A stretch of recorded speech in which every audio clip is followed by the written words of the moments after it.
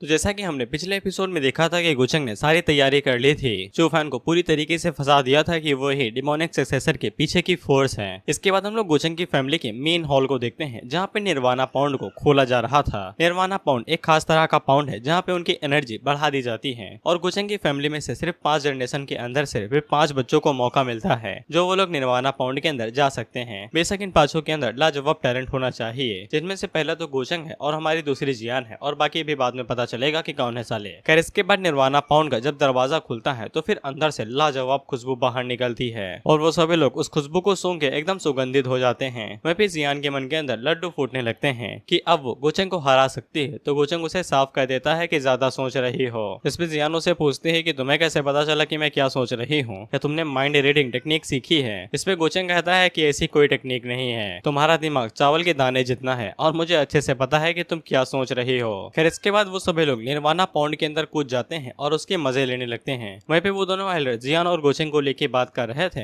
उसी टाइम पे उनके फादर वहां पे आ जाते हैं और उन्हें अपने साथ लेके चले जाते हैं। साथ ही में वो गुचंग की तरफ देखते हैं तो वो वहां पे बैठ के कल्टीवेट कर रहा था। अब देखो निर्वाणा पाउंड के अंदर गुचंग के लिए यहाँ पे ब्लेसिंग और कर्स दोनों आ सकता है, क्योंकि अगर वो अपनी इनेक डिमोनिक टेंडेंसी को कंट्रोल नहीं कर पाता है तो फिर सभी को पता चल जाएगा कि वही डिमोनिक सक्सेसर है। हम देखते हैं कि गुचंग निर्वाणा के अंदर के इफेक्ट को काफी जल्दी एब्जॉर्ब कर रहा था। हमें निर्वाणा पाउंड के इफेक्ट के बारे में नहीं बताया गया है, बस इतना बताया जा रहा है कि इस गुचंग का जो डिमोनिक नेचर है वो अंदर से बहुत ज्यादा चिलमिला रहा है और गुचंग को बिल्कुल वैसे ही फीलिंग सेम हो रही है जैसे कि उसने तब हुई थी जब उसने डिमोनिक हेलबर्ट को उठाया था। वहीं पे गुचंग की हार्ट बीट हद से ज्यादा तेज हो जाती है। इसके बाद हम देखते हैं कि गुचंग को एक कमाल का नजारा दिखाई देता है जो कि पास्ट लाइफ की ओनर का था, यानी कि हेलबर्ट को जो पहले रूल किया करता था। हमें यहाँ पे साफ दिखाया जाता है कि ये पूरी जगह एकदम खतरनाक तरीके से भरी हुई है। वहीं पे हेलबर्ट के डंडे के ऊपर असली मालिक बैठा हुआ है जो हेलबर्ट को पहले इस्तेमाल किया करता था और ये असली डिमोनिक ओवरलॉर्ड है।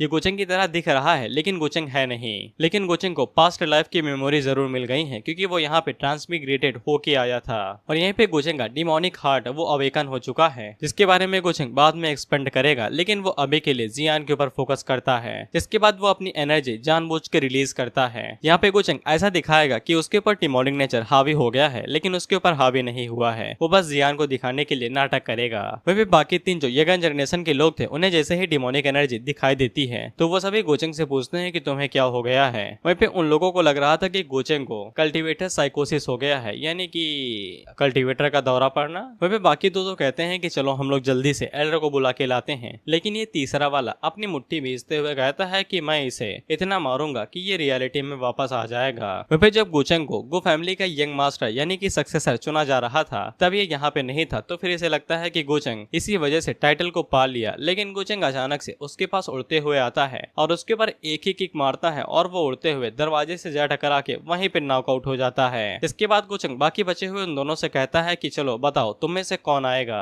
इसके बाद गुचंग उन्हें भी मार के बेहोश कर देता है। अब इसके बाद जियान को होश आता है तो वो गुचंग की तरफ देखती है और गुचंग पीछे मुड़ के उसकी तरफ मुस्कुराते हुए देखता है। जियान को समझ में आ जाता है कि ये डिमोनिक नेचर है और गुचंग के चेहरे के ऊपर वही एक्सप्रेशन थे जब वो उसकी डॉइस्ट बोन को छीन रहा था और अब उसे सब कुछ समझ में आ जाता है कि गुचंग ने उसकी हड्डी क्यों निकाली थी। वहीं पे गुचंग जियान के ऊपर एक डायरेक्ट हिट मारता है तो फिर जियान सीधा जाके पाउंड से जा टकराती है और उसकी हालत काफी ज्यादा खराब हो जाती है। इसके बाद गुचंग जियान की तरफ आगे बढ़ते हुए कहता है निर्वाणा पाउंड के अंदर बोन्स की डेंसिटी यानी कि पावर दुगनी हो जाती है और गुचंग उसे कहता है कि तुम्हें जिंदा रखना मेरे लिए किसी डिजास्टर से कम नहीं था, लेकिन चलो तुमने मुझे काफी अच्छा सरप्राइज दिया है। अब अपनी हड्डी खुद से बाहर निकालोगी या फिर मेरी जरूरत चाहिए। लेकिन मिंग वहाँ पे होली इंस्ट्रूमेंट को बाहर निकालती है जिसका नाम हेवनली टैपिंग अम्ब्रेला था। लेकिन गुचंग सामने से 2 ही 3 बार अटैक करता है और वो अम्ब्रेला के टुकड़े टुकड़े कर देता है, जिससे जियान भी हैरान हो जाती है कि एक ही चक्कर में होली अम्ब्रेला को डिस्ट्रॉय कर दिया, ये कितना ज्यादा शक्तिशाली हो गया है। वहीं पे गुचंग जियान से कहता है कि फालतू में मेहनत करना बंद करो, चुपचाप हड्डी मेरे हवाले कर दो, जिसके बाद मैं तुम्हें शांति से मरने दूंगा।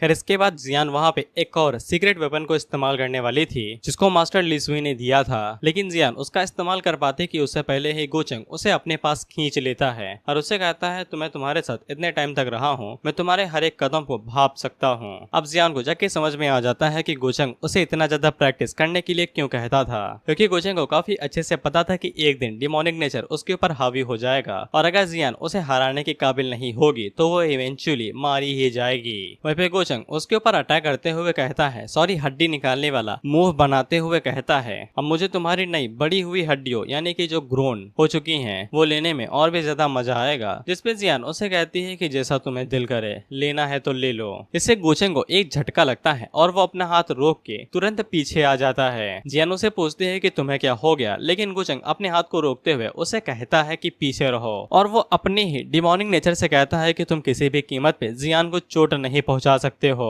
इस पे जियान पहली बार गोचेंग को बड़ा भाई कह के बुलाती है। इसके बाद गोचेंग वहाँ पे तड़कती भड़कती एक्टिंग करने लगता है। वो बहुत ज्यादा डिमोनिक एनर्जी को रिलीज करने लगता है। इससे जियान को उसकी चिंता होने लगती है और वो उसकी तरफ बढ़ने लगती है, लेकिन गोचेंग उसके ऊपर चिल्लाते हुए कहता है कि उसे मदद की जरूरत नहीं है, उसे जियान की कभी जरूरत ही नहीं थी, वो जल्दी यहाँ से भाग जाए। जियान को गोचेंग की इस हद तक चिंता होने लगती है कि वो अपनी दोस्त बोन को निकालने ही वाली थी, तो गोचेंग उसे चिल्ला के कहता है कि भाग जाओ यहाँ से। उसे बिल्कुल भी उसके दोस्त बोनों की जरूरत नहीं है, वो उसके लिए बस कचड़े के समान है। जिसपे जियान आगे से रोते और चिल्लाते हुए कहती है कि तुम्हें यही चाहिए, तुम कब तक खुद को इसी तरीके से दोष देते रहोगे। जिसपे इस बार गोचेंग का डिमोनिक नेचर उसके ऊपर दोबारा कब्जा कर लेता है और उसे कहता है कि ठीक है फिर मैं तुम्हारी मदद कर देता हूँ। इसके बाद वो तेजी से आगे बढ़ता है जियान के ऊपर हमला करने के लिए, लेकिन गोचेंग दोबारा एक्टिंग करते हुए कहता है कि तुम उसे बिल्कुल भी छू नहीं सकते हो, और वो अपनी डिवाइन सॉर्ड को अपने हाथों के अंदर घुसा देता है और वो जियान से कहता है कि रो क्यों रही हो, रोते हुए और भी ज्यादा गंदी लगती हो।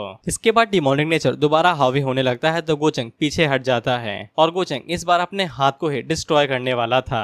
भाई का डेडिकेशन देख रहे हो तुम लोग, यही डेडिकेशन चाहिए लाइफ के अंदर। जियान उसे रोकने की कोशिश करने लगती है, लेकिन वहाँ पे एक तगड़ा धमाका होता है। उसी टाइम पे दरवाजे के अंदर से गोचेंग के फादर निकलते हैं, जो कि जल्दी से जियान को लेके साइड में आ जाते हैं और जियान गोचेंग के फादर से कहती है कि अंकल जल्दी से जाके गोचेंग को बचाओ, वो बिल्कुल ठीक है, नहीं तो वो अपने हाथ को पूरी तरीके से बर्बाद कर लेगा। गोचेंग के फादर कहते हैं कि उसके लेवल पे ये छोटी मोटी इंजरी कोई भी चीज नहीं है, बस तुम सेफ रहो, वही सब कुछ ठीक है। वहीं पे हम लोग गोचेंग को देखते हैं जिसने अपने हाथ को उड़ा लिया था, लेकिन जैसे कि तुम्हें पता है कि कल्टीवेशन की दुनिया में कोई भी लंगड़ा लूला नहीं होता है, वैसे गोचेंग भी नहीं हुआ अनटिल एंड अनलेस ऑथर न चाहे। इसके बाद जियान गोचेंग के गले लग जाती है और रोते हुए कहती है कि उसे काफी अच्छे से पता था कि वो अपने डिमोनिक नेचर को कभी भी सरपास नहीं कर पाएगा, इसीलिए वो जियान को फोर्स करता था लगातार कल्टीवेट करने के लिए ताकि वो खुद को बचा के रख ले। और जियान के लिए गोचेंग का पूरा कैरेक्टर ही बदल जाता है, कमीने से डायरेक्ट बहुत ज्यादा अच्छा और कमाल का इंसान। और जियान गोचेंग से कहती है कि वो हमेशा उसके साथ ही रहेगी और उसकी हर एक प्रॉब्लम में साथ देगी और उसको कभी भी नहीं छोड़ेगी।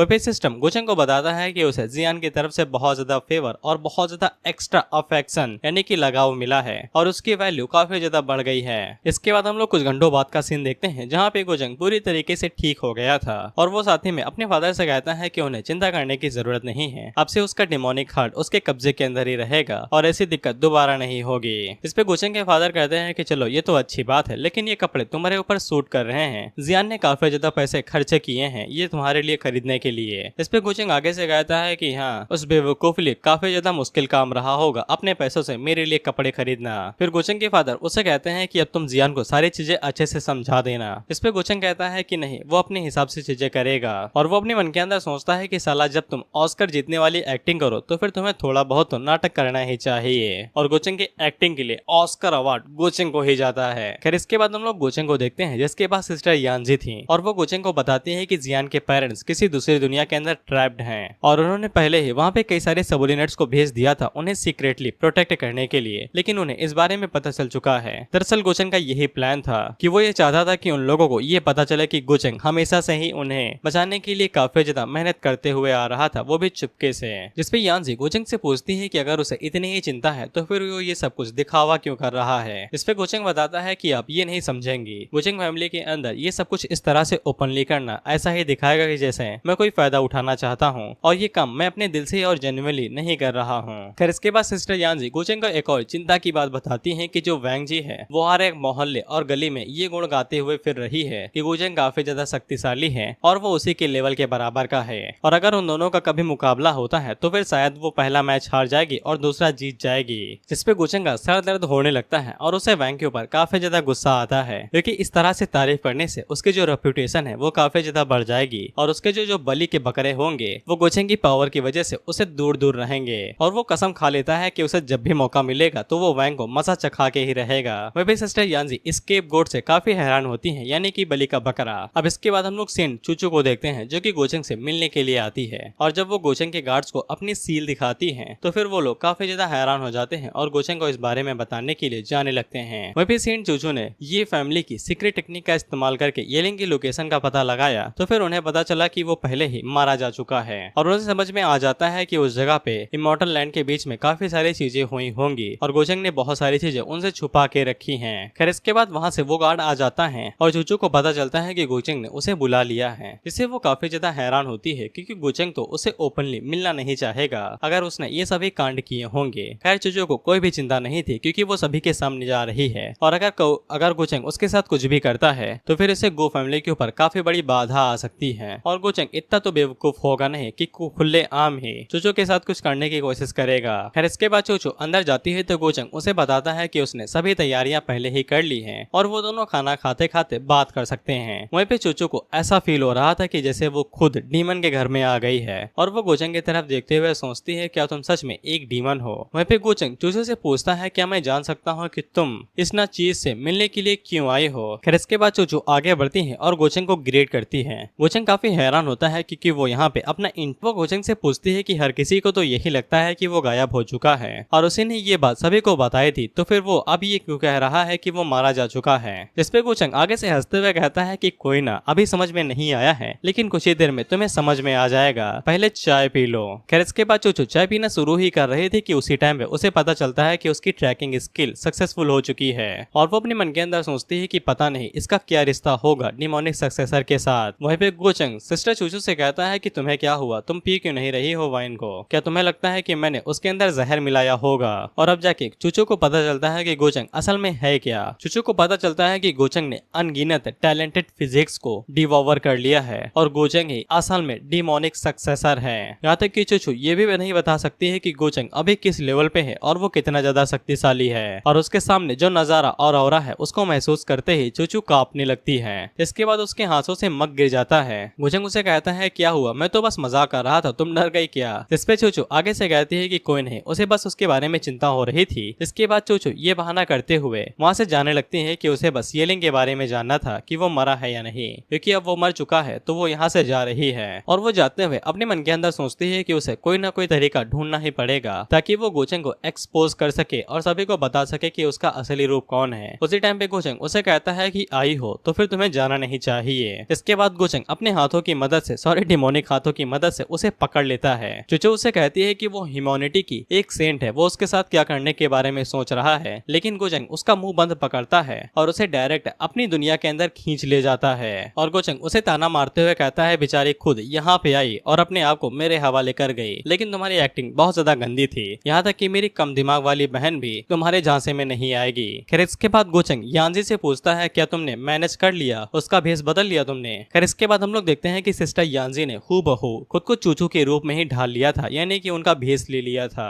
और गोचेंग ने यांजी को एक सीक्रेट टेक्निक दिखाई थी जिसकी मदद से अगर वो किसी को भी थोड़े टाइम के लिए एब्जॉर्ब करती है तो फिर वो उस बंदे का भेष ले सकती है। जितनी देर में चूचू यहाँ पे बैठी हुई थी उतनी देर तक सिस्टर यांजी उसके बारे में ही देख रही थी और जान रही थी और उन्होंने उसका रूप ले लिया जो कि काफी कम टाइम था। वहीं पे गोचेंग सिस्टर यांजी से कहता है कि अब से वो ह्यूमैनिटी पैलेस की नई सक्सेसर बनेंगी, लेकिन सिस्टर यांजी को चिंता हो रही थी क्या वो लोग उन्हें सच में धोखा दे पाएंगे क्योंकि चूचू के कपड़े काफी ज्यादा कमाल और हाई क्वालिटी के थे। सिस्टर यांजी ने उन्हें भी ट्रांसफॉर्म करने की कोशिश की लेकिन वो नाकामयाब होती रही। खैर गोचेंग सिस्टर यांजी से कहता है कि उसे कपड़ों के बारे में चिंता करने की जरूरत नहीं है, लेकिन उसे इस बात के ऊपर ध्यान रखना है कि वो जहाँ पे भी जाए उसे हर किसी की अटेंशन अपनी तरफ खींचनी पड़ेगी। और ऊपर से उसका चेहरा काफी ज्यादा जेंटल और काइंड पर्सन की तरह है, इसीलिए वो यहाँ पे चूचू की जो शार्पनेस है और जो चालाकी है उसको अवॉइड कर रही है, जिससे शायद से लोग उसे पकड़ सकते हैं। इसीलिए उसे अपने चेहरों के ऊपर, अपने चेहरे के एक्सप्रेशन के ऊपर काफी अच्छे से कंट्रोल रखना पड़ेगा। और रही बात कपड़ों की तो गोचेंग उन्हें ले आएगा। इसके बाद हम लोग देखते हैं कि इनर वर्ल्ड के अंदर चूचू अभी भी उसके इनर वर्ल्ड को तोड़ के वहां से भागने की कोशिश कर रही थी और ये यहाँ पे एक ताकतवर वेपन का इस्तेमाल कर रही थी, लेकिन इसके बावजूद वो इनर वर्ल्ड को तोड़ नहीं पा रही थी।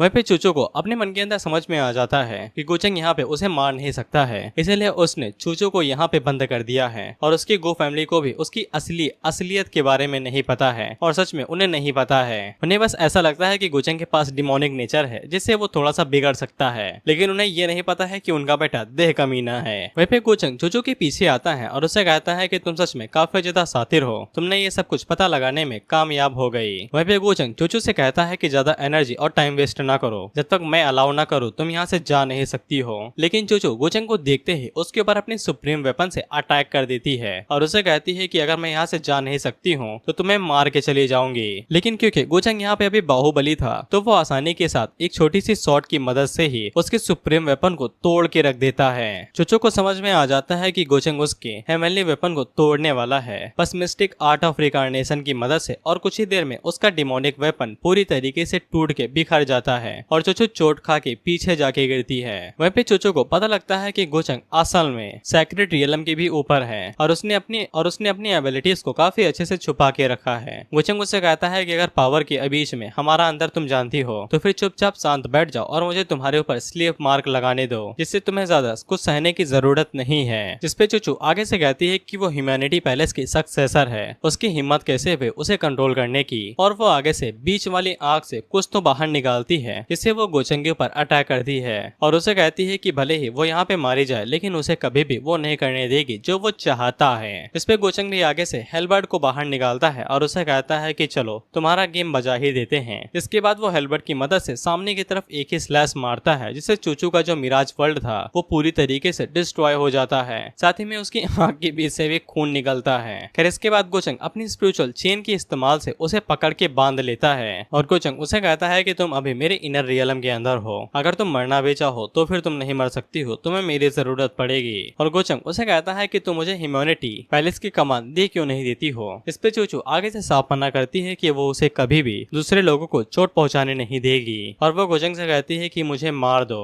गोचंग उसे कहता है कि मुझे पता है कि तुम किसी चालाक लोमड़ी से कम नहीं हो, अगर मैं तुम्हें मार दूंगा तो पक्का एंसेक्ट्रल ह्यूमैनिटी पैलेस को इस बारे में पता लग जाएगा और मैं मुसीबत में पड़ जाऊंगा। लेकिन यहाँ पे सच में कुछ ऐसी चीजें हैं जिनको करने से तुम्हें मरने से भी ज्यादा शर्म और दुख होगा। और वो चूचू के बटन्स को अनलॉक करने लगता है और तुम्हें पिक्चर से पता ही चल रहा होगा कि कहाँ के बटन्स को। चूचू उसे कहती है कि तुम क्या करने की प्लानिंग कर रहे हो। गोचंग उसे कहता है कि वही जो तुम सोच रहे हो, अगर तुम मेरा कहना नहीं मारोगी तो फिर मैं तुम्हें पनिश करूंगा। इस पे चूचू काफी ज्यादा घबरा जाती है और आगे से गिड़गिड़ाते हुए कहती है कि तुम ऐसा नहीं कर सकते हो, डोंट डू दैट। लेकिन गोचंग कहाँ रुकने वाला था, इसीलिए मैंने कहा था कि मुझे चूचू के लिए बुरा लग रहा है। फिर इसके बाद गोचंग बाहर आ जाता है और यानजी को चूचू के कपड़े दे देता है और साथ ही में ह्यूमैनिटी पैलेस का टोकन भी। यानजी उससे पूछती है क्या तुमने उसे मार दिया तो ही तुम्हें ये सब कुछ मिल सकता था। इस पे गोचंग आगे से कहता है कि मैं उसे कैसे मार सकता हूँ और उसने इन सभी चीजों के लिए चूचू को बहुत ज्यादा इज्जत दी। वही सचिबल लाइन में है, वहीं पे हम लोग चूचू को देखते हैं जो कि बर्बाद हो चुकी थी और बस वो एक ही चीज कह रहे थे कि वो गोचंग को मार देगी। और इस पूरे सिनेरियो को कॉमेडी वाला बनाने के लिए कहा जाता है कि तुम मुझे कह रहे थे कि कपड़े और टोकन दो, मैं कहां से दे पाती जब तुमने पहले ही मेरे हाथों को बांध दिया था। मैं यहाँ पे कुछ भी नहीं कहूंगा, बस इतना ही कहूंगा गोचंग भले ही कूल है, कमाल का है, लेकिन उसने बहुत घटिया काम किया है। और हाँ, तुम लोग गोचंग को हेट कर सकते हो लेकिन वीडियो देखते आते रहना, ठीक है, व्यूज कम नहीं होने चाहिए। इसके बाद हम लोग गोचंग को देखते हैं जिसके हाथों में उसके बलि के बकरे बनने की लिस्ट थी जिसको मिंग गोचंग के लिए छोड़ के गई थी। गोचंग उससे कहता है कि ये तो है सॉफ्ट हार्टेड, लेकिन मुझे इनकी जरूरत नहीं है क्योंकि अभी के लिए मेरा बलि का बकरा हेवनली प्रिंस यानी कि चूफेन बनने वाला है। इसके बाद हम देखते हैं कि गोचंग के सामने एल्डर मिंग खड़े थे और गोचंग उनसे पूछता है कि कीहान अभी क्या कर रही है। अगर तुम कीहान को भूल चुके हो तो कीहान वही लड़की है, भूरे बाल वाली लड़की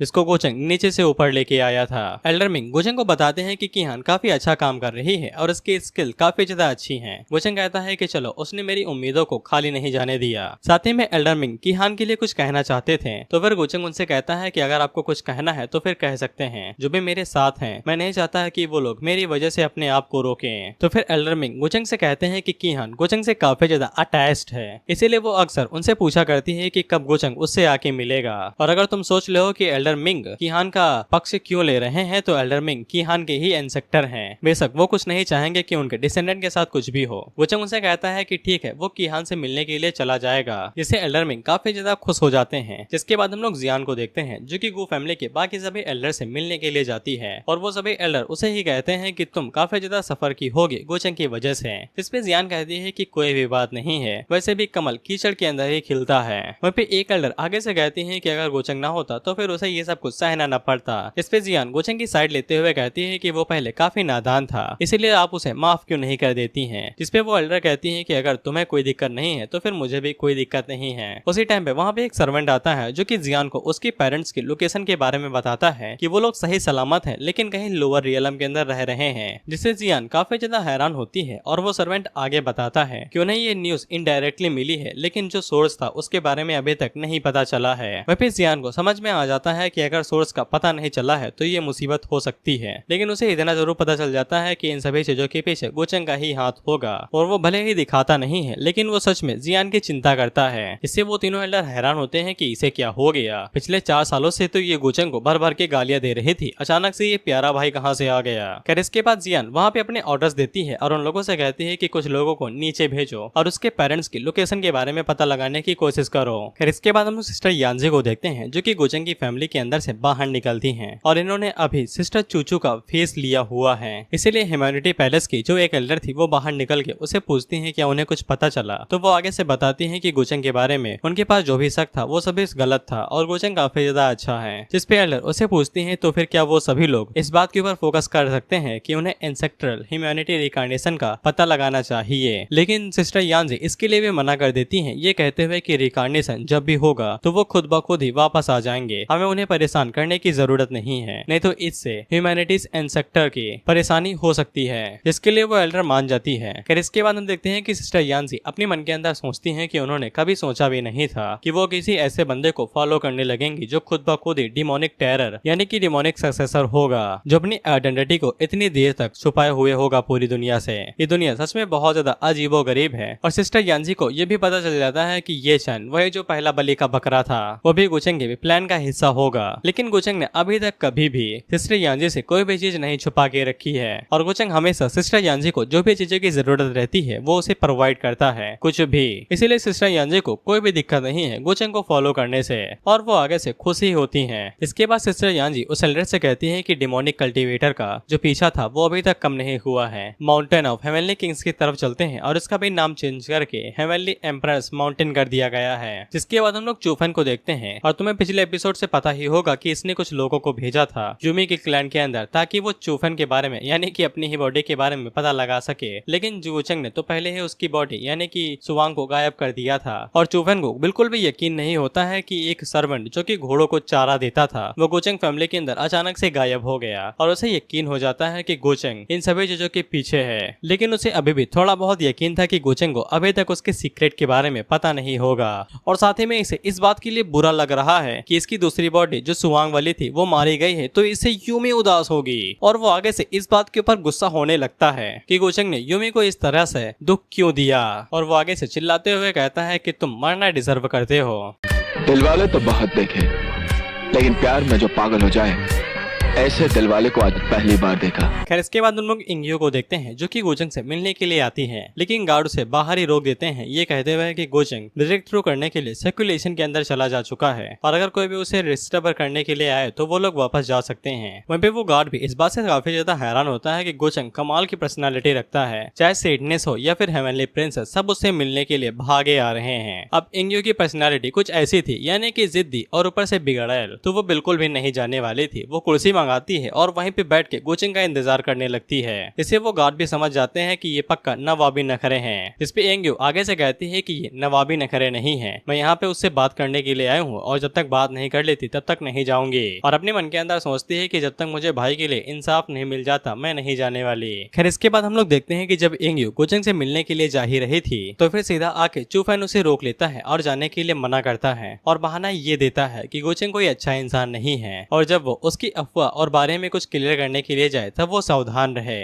वह भी इंग्यू उससे पूछती है कि उसे हुआ क्या है, वो इतना डरा डरा सा क्यों है और वो खुद जाके गोचंग से बात क्यों नहीं कर लेता है कि उसके जो ये रूमर्स फैल रहे हैं वो सब कुछ झूठ हैं। और वो पूछती है क्या तुम्हें डर लग रहा है और उसके ऊपर चिल्लाते हुए कहती है कि वो हेवनली एम्परर माउंटेन का आने वाला एम्परर है और वो एक जीनियस है पूरी यंगर जनरेशन के अंदर, तो फिर उसकी इतनी फट क्यों रही है और अगर वो इसी तरीके से करता रहा तो फिर वो कभी भी दूसरे लोगों का गुस्सा और सब कुछ सह नहीं पाएगा और लोग इसी तरीके से उसे नीचे दबाते रहेंगे। और वो आगे से कहती है कि उसे उसके ऊपर बहुत ज्यादा निराशा हो रही है क्योंकि अब वो पहले की तरह एक गर्व भरी भाई नहीं रहा है। इस पे चूफान आगे से ये बहाना बनाता है कि उसे कुछ दिक्कत हो रही है और वो आगे से कहता है कि उसने गलती से अपनी पास्ट मेमोरीज को कट कर लिया है जब वो कल्टीवेट कर रहा था, यानी कि भाई ने अपनी ही यादें मिटा दी और भाई को पता ही नहीं चला। और उसने काफी ज्यादा कोशिश की ताकि वो मेमोरीज को वापस ला सके, लेकिन ऐसा कुछ भी नहीं हुआ और ऊपर से इन अफवाहों की वजह से वो और ज्यादा परेशान है, जिससे इंग्यो को चूफान के लिए बुरा लगने लगता है क्योंकि है तो वो उसकी बहन ही।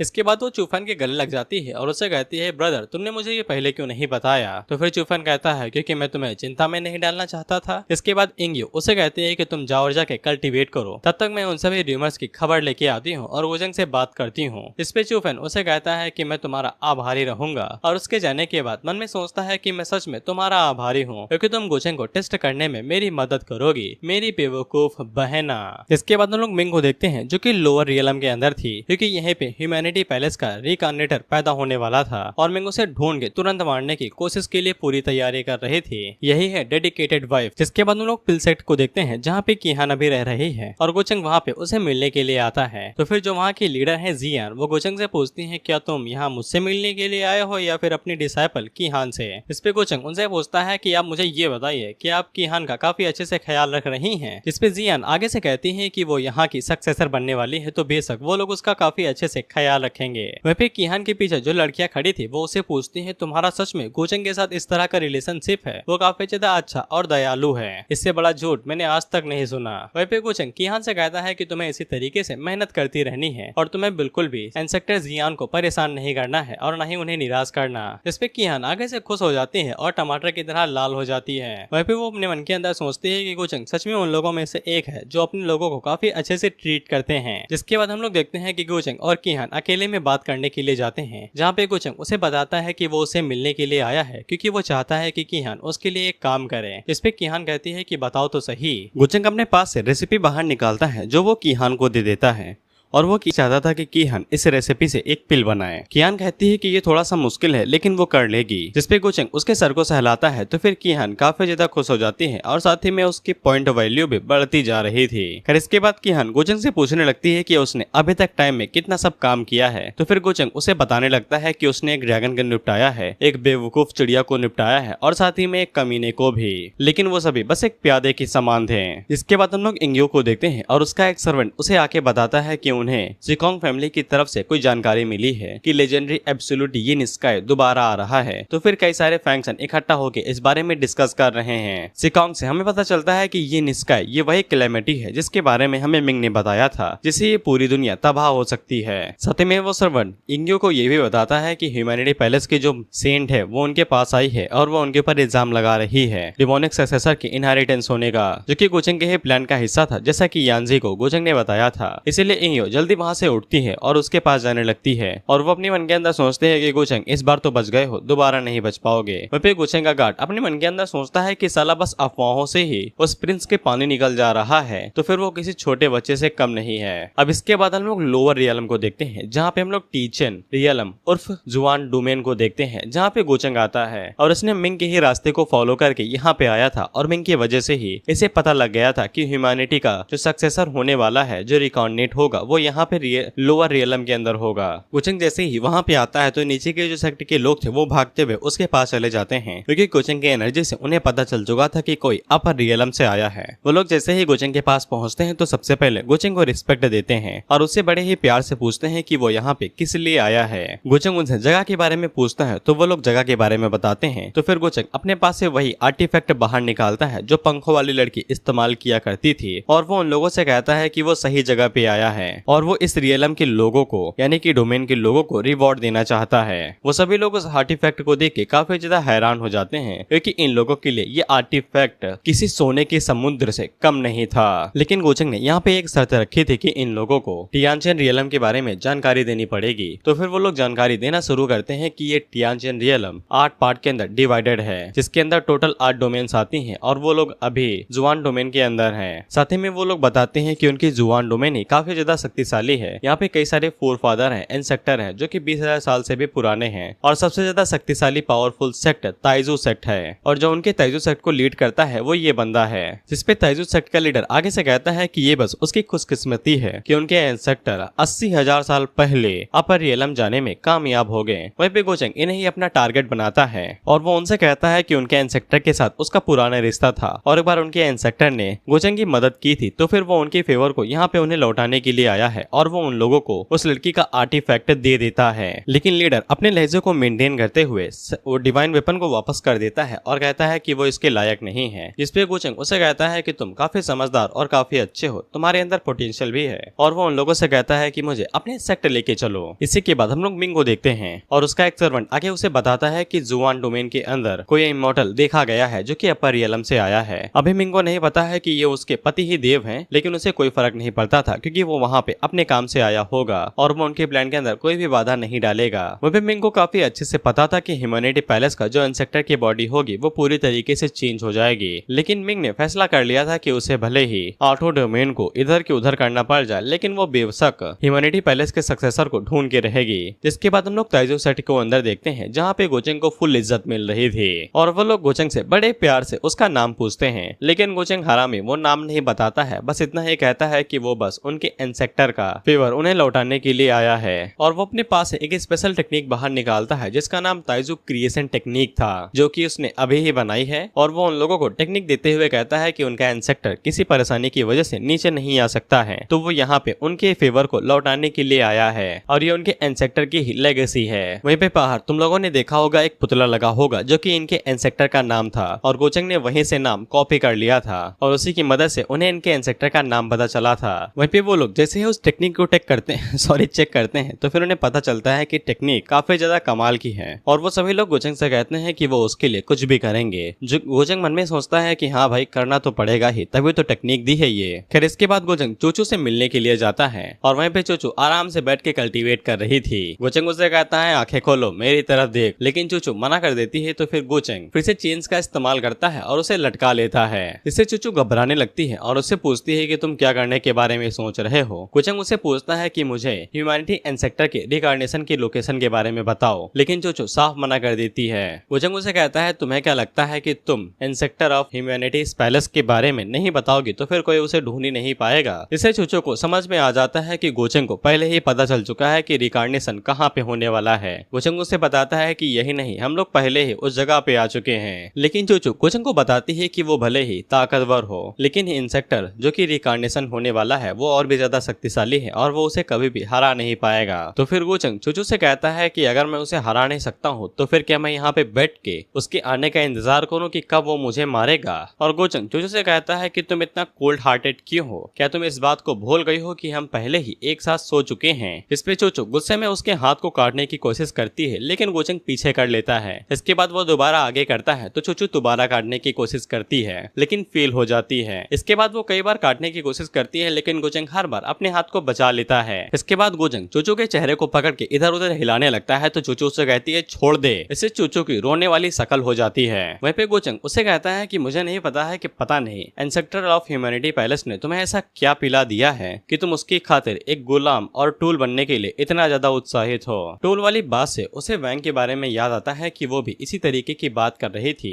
कि वो लोग इस तरीके से कल्टीवेट करते रहते हैं, साला हमारी शादी कैसे होगी। जिसपे चूचू उसे कहती है कि चुपचाप बैठ के कल्टीवेट करो, तुम ह्यूमैनिटीज इंसेक्टर के लिए बेइज्जती कर रही हो। लेकिन वैंग सोने के लिए चली जाती है ये कहते हुए कि उसे दूसरों का टूल बनने के लिए बिल्कुल भी मजा नहीं है। और इन चीजों को याद करके चूचू गोचेंग से कहती है कि वो कोई टूल नहीं है, वो इंसेक्टरल ह्यूमैनिटी पैलेस की सक्सेसर है और उसका ये मिशन है कि वो ह्यूमैनिटी को बचाए और हर तरफ इंसाफ लेके आए। जिसपे गोचेंग को काफी जोरों से हंसी आती है और वो हंसते हुए कहता है तुम्हें क्या लगता है कि पुराने टाइम से ऐसा ही चलता आ रहा है, इंसाफ हमेशा ताकत के सामने झुकता आया है और तुम्हें लगता है कि सिर्फ दया की वजह से ही इंसेक्टरल ह्यूमैनिटी पैलेस की लेगेसी चलती आ रही है। और सबसे बड़ी बात, तुम मेरे ऊपर एक उंगली भी नहीं उठा सकती हो और तुम यहाँ पे पूरी दुनिया को बचाने की बात कर रही हो सिर्फ एक इंसाफ के चलते। तुम बस एक हथियार के अलावा कुछ भी नहीं हो जिसका ह्यूमैनिटी पैलेस इसलिए इस्तेमाल कर रहा है ताकि वो मेरे ऊपर नजर रख सके और सिर्फ कुत्ते ही इस तरह का गंदा काम अपने मालिक के लिए करते हैं। अरे नहीं, ये वाक्य तो तुम्हारी व्याख्या भी नहीं कर सकता है, तुम बस एक छोटी सी पपी हो जो मुझे काट भी नहीं नहीं सकती है। यहाँ पे ऐसे कई सारे लोग हैं जिन्होंने बहुत ज्यादा बुरे कर्म किए हैं, लेकिन मैंने कभी भी तुम्हें मारते हुए उन्हें नहीं देखा। ह्यूमैनिटी पहले सिर्फ अपनी नजर डिमोनिक सक्सेसर के ऊपर ही लगाता है। ये इसलिए नहीं क्योंकि उन्हें जस्टिस और इंसाफ से प्यार है, बल्कि इसलिए क्योंकि वो उनसे ज्यादा शक्तिशाली हो सकते हैं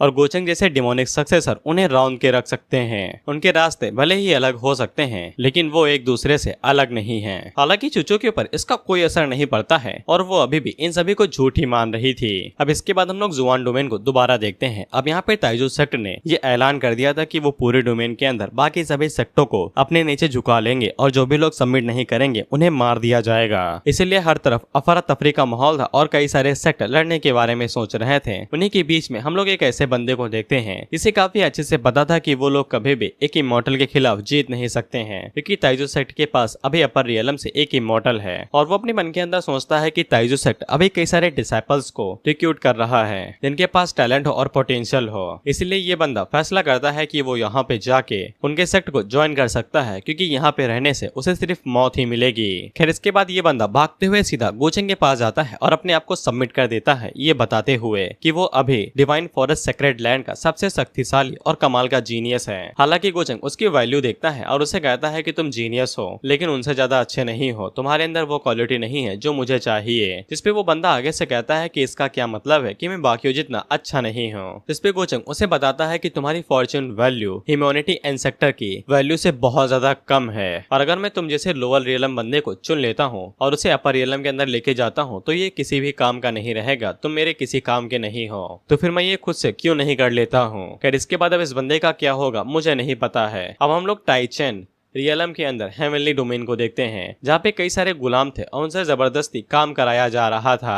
वहीं पे हम लोग कुछ लोगों को देखते हैं जो इन्हें पकड़ के लाते हैं और इन्हें गुलाम बना लेते हैं। वहीं पे ये जो हरे बालों वाला बंदा था जो कि जोकर की तरह है, यही कई सारे स्लेव्स को पकड़ के लाता है और इन लोगों से कहता है जो कि दो हैं कि सेक्टर लीडर को मेरे योगदान के बारे में बता देना। जिसपे वो दोनों कहते हैं कि बिल्कुल, उनका जियानलून सेक्रेड लैंड इसको कभी भी नहीं भूलेगा। खैर में इसका नाम ग्रीन घोस्ट बताया जाता है और उनकी बातों से हमें पता चलता है कि ग्रीन घोस्ट और इनका जियानलून सेक्ट एक साथ काम कर रहे हैं ताकि ये दोनों ही एक साथ अपर रियलम के अंदर जा सकें और इनका यही मकसद है। जिसपे ग्रीन घोस्ट आगे से कहता है कि अगर वो इसी तरीके से एक साथ काम करते रहें तो फिर वो लोग पूरे सेक्ट को भी अपर रियलम के अंदर ले जा सकते हैं। और ग्रीन घोस्ट आगे से कहता है कि अगर भगवान भी चाहे तो भी वो हमें ऊपर जाने से नहीं रोक सकता है, तो फिर हमें कहना क्यों मारना चाहिए। अगर हम इमॉर्टल से मिलते हैं तो उन्हें मार देंगे, अगर हम डीमन से मिलते हैं तो हम उन्हें मार देंगे, जो कोई भी हमारे रास्ते के बीच में आएगा हम उसे मार देंगे जब तक वो हम लोग अपना डिवाइन पाथ पूरा नहीं कर लेते हैं। उसी टाइम पे ग्रीन घोस्ट की नजर उसके गुलाम के ऊपर पड़ती है जिसके बाल सफेद थे। इसकी बातों से हमें पता चलता है कि ग्रीन घोस्ट की नजर जब उसके विलेज के ऊपर पड़ी थी तब उसे पता चला था कि इसकी फिजिक और इसकी कंडीशन काफी ज्यादा अच्छी थी और ये बाकियों के मुकाबले में काफी ज्यादा शक्तिशाली था। इसीलिए ग्रीन घोस्ट को लगा था कि ये एक जीनियस है, लेकिन बाद में पता चला कि ये पूरी तरीके से कचड़ा है। इसके ऊपर एक खास तरह का कर्स्ट लगा हुआ था, यानी कि श्राप, डिवाइन बर्नर बॉडी। इसीलिए वो लोग उसे चाहे जितना भी रिसोर्स दें वो कभी भी कल्टीवेट नहीं कर पाएगा।